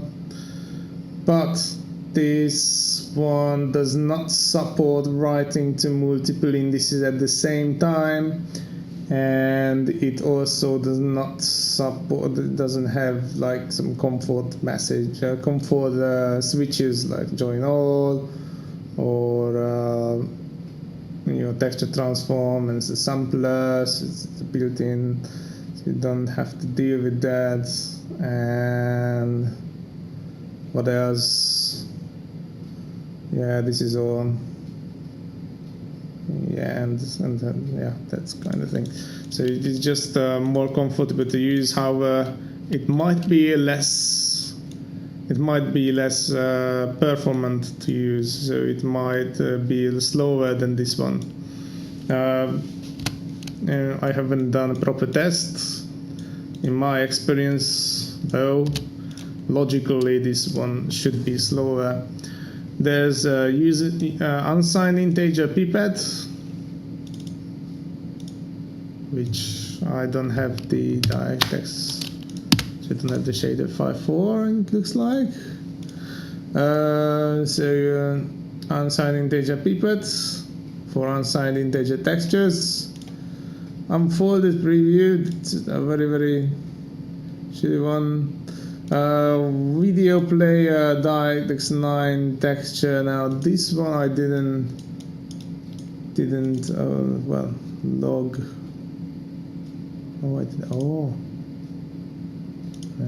Okay. Anyway, this one I didn't use for a while. So this is supposed to have, if you point to ffmpeg, and if you load the video, it's supposed to create the folder for you, and then use the player to play it back and the textures. It's supposed to create a folder for you with the image sequence, and then for that sequence, if the folder is not created already, and then just play that sequence back automatically. Point it to video file. There have been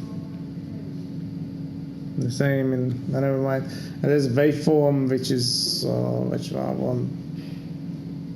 don't want to show you.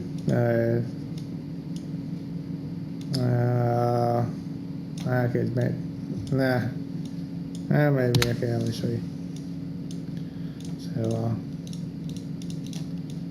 that, and it's a renderer. and bloop bloop, and a texture, feed it a texture, feed it a plasma, and it's a waveform. What you'd expect from a waveform. Ta-da! And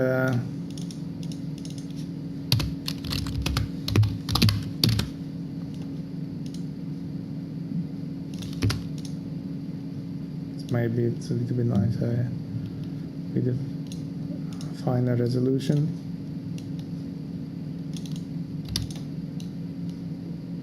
Yeah, waveform for you.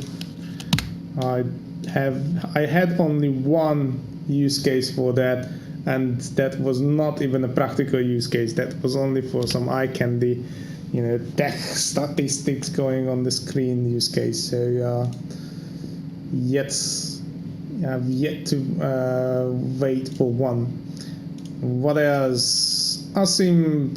So this set of modules makes your life easier with Asym, and I've covered most of these in the second workshop, in this character skinning workshop. So I won't recover that here, so I will just put a link there somewhere on the monitor. And so yeah, those are the DirectX modules. We have a couple of geometrics here, which I will probably cover next week or not. And then a couple of shader files. Most of them are used in modules. Yeah, most of them are used in modules. And then a couple of texture, a couple of texture effects, or which may be ported from DirectX 9 and was missing from DirectX 11, and maybe just some features with the noise modules. Most of them got a transform, for example, or for example this displays hey, which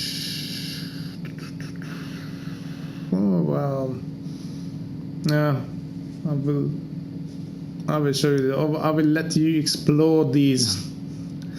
I know this is not an excuse, but okay, maybe one thing I will actually show you is on Premultiply. Okay, there are a couple of things on Premultiply. I will show you that. Stencil view, and what else? Simple operation. I know that there's an obvious, and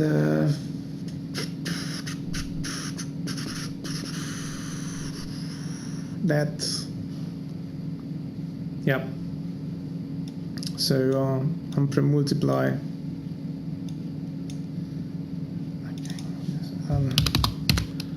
Premultiply. So when you say that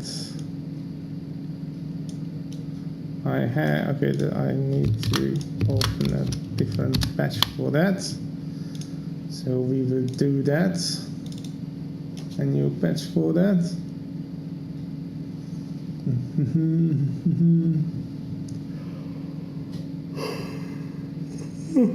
Oh man, I need a healthier sleeping pattern. So on Premultiply, and have a renderer here, a temp target, have another renderer which we will output, and from the temp target we will have a gradient, this one,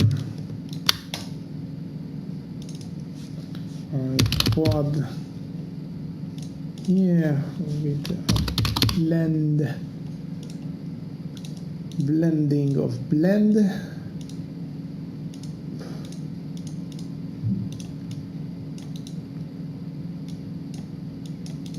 And let's have something in the background. Full screen quad. Group. Bloop. Plasma, we have that in the background. And obviously we won't see anything, I hope.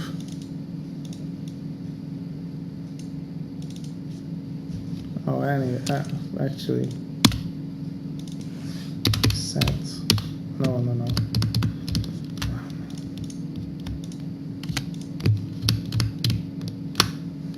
So I want to have this full screen quad.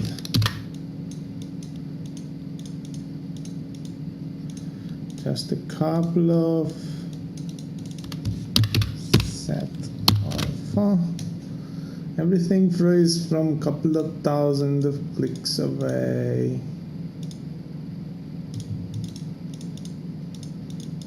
And I only want the alpha. Now notice what happens here.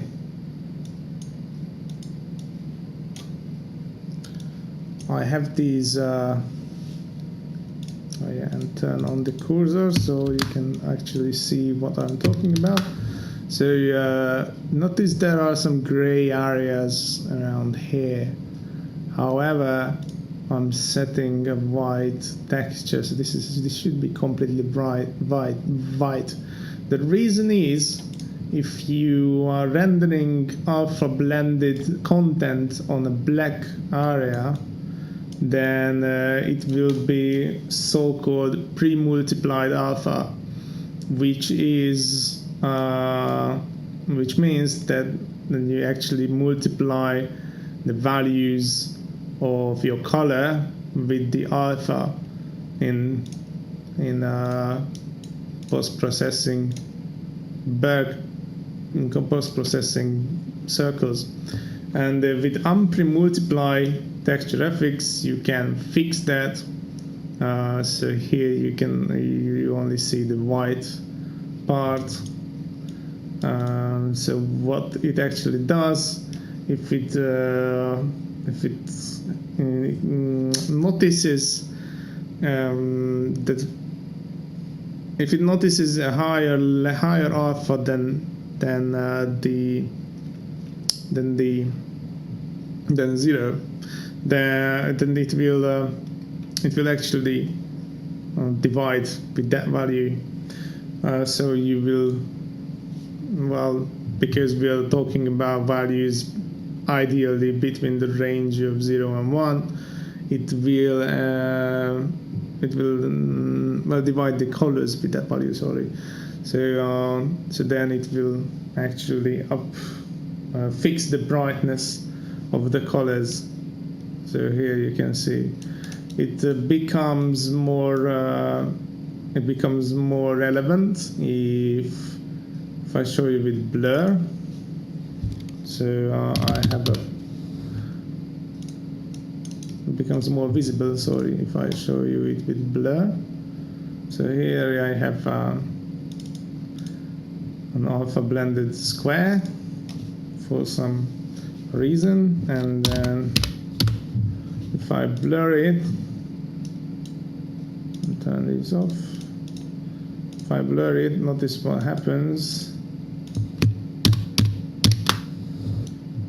Notice there will be a sort of black halo around it, and to avoid that, just simply connect this node and obviously turn it on. So that's a way to do that. I was planning to do it to map it to different colors, so it works not only with black background, but it works with all sorts of colored background, and it has also power tweaking values. So You can have that, but one is accurate. One can be guaranteed to be always accurate. So that's the difference. You might actually met this problem, and then here's the solution. So that's a thing. Also, what was the other one? I will extensively, I will cover that later. Scalar operation is just operating. It's like brightness controls, but with lower level. Everything else is basically self-explanatory or a material for a later workshop. What are these? This is for the meter line. There are a couple of hatchlings in the audio. I won't talk about this now because that wouldn't take ages, but let's talk about this when we cover audio on this workshop or on weekend workshops. And let us see, there are a couple of FXHs which we will cover when we'll deal with shaders. Vocam, you've seen this Vogue, it will be deprecated. vsyn is kind of a failed hatchling of 3D format, a JSON and the base 64 based 3D format.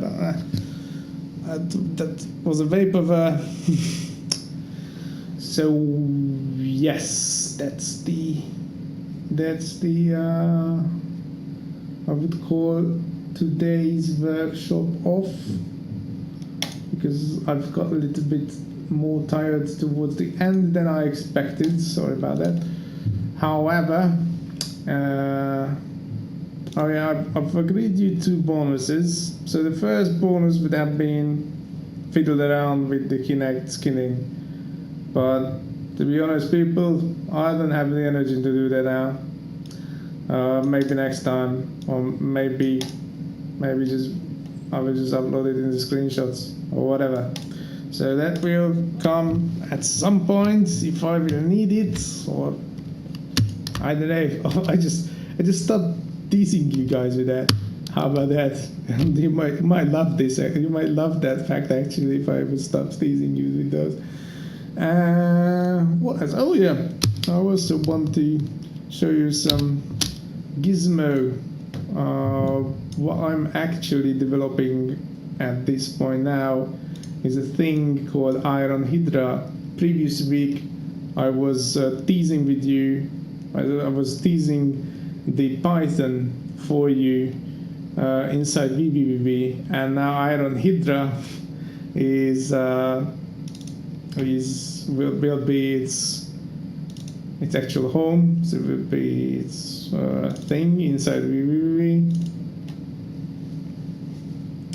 The reason it's called Iron Hydra because it uses Iron Python to allow vvvv running Python code, and also the reason it's called Hydra because it runs Python code completely multi-threaded asynchronously in vvvv. Yeah, if I compile it and then create my output object, and here is my Python code, and notice I'm selecting the compiled code with the proper node selector here 60 times, so it will create me 60 logical threads. I'm telling logical threads because obviously the CPU won't have this many threads. And here I'm telling how many actual threads to create, and this node, the iterate node, will actually distribute the logical threads equally among the real threads. so they are run in kind of a fair way. So notice how the Python code can read and write my objects coming from vvvv here. It can also access its own thread, so it can also access information about its own thread, its own task, how many times it was ran, and what are the neighbors, so what other threads are out there next to each other. So you can build up quite complex behaviors here. And if I start running it, as you can see, I'm running on 3 threads, 60 logical threads distributed among 3 real threads, and it is now it's about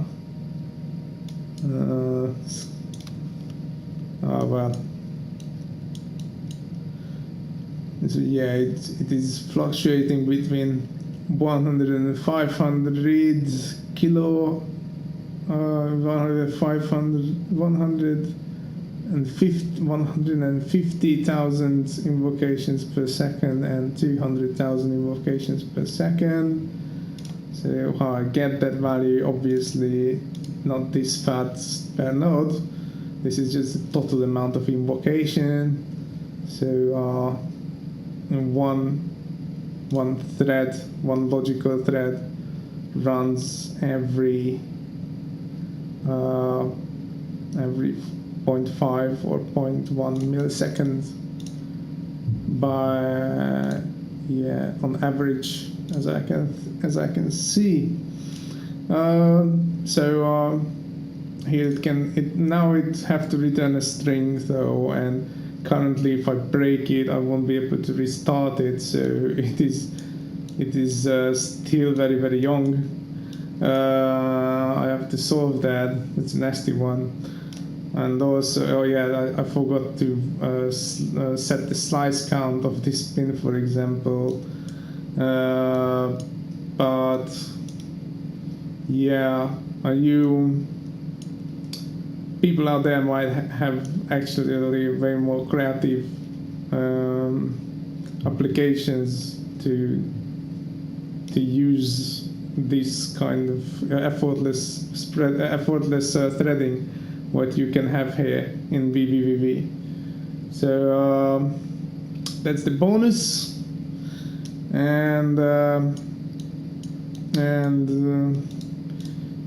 for next weekend we will dive into geometry. So we will actually start the next weekend. There will be a start of a 4 episodes mini-series, a sub-series inside Weekend Workshop, and that will be the graphics series.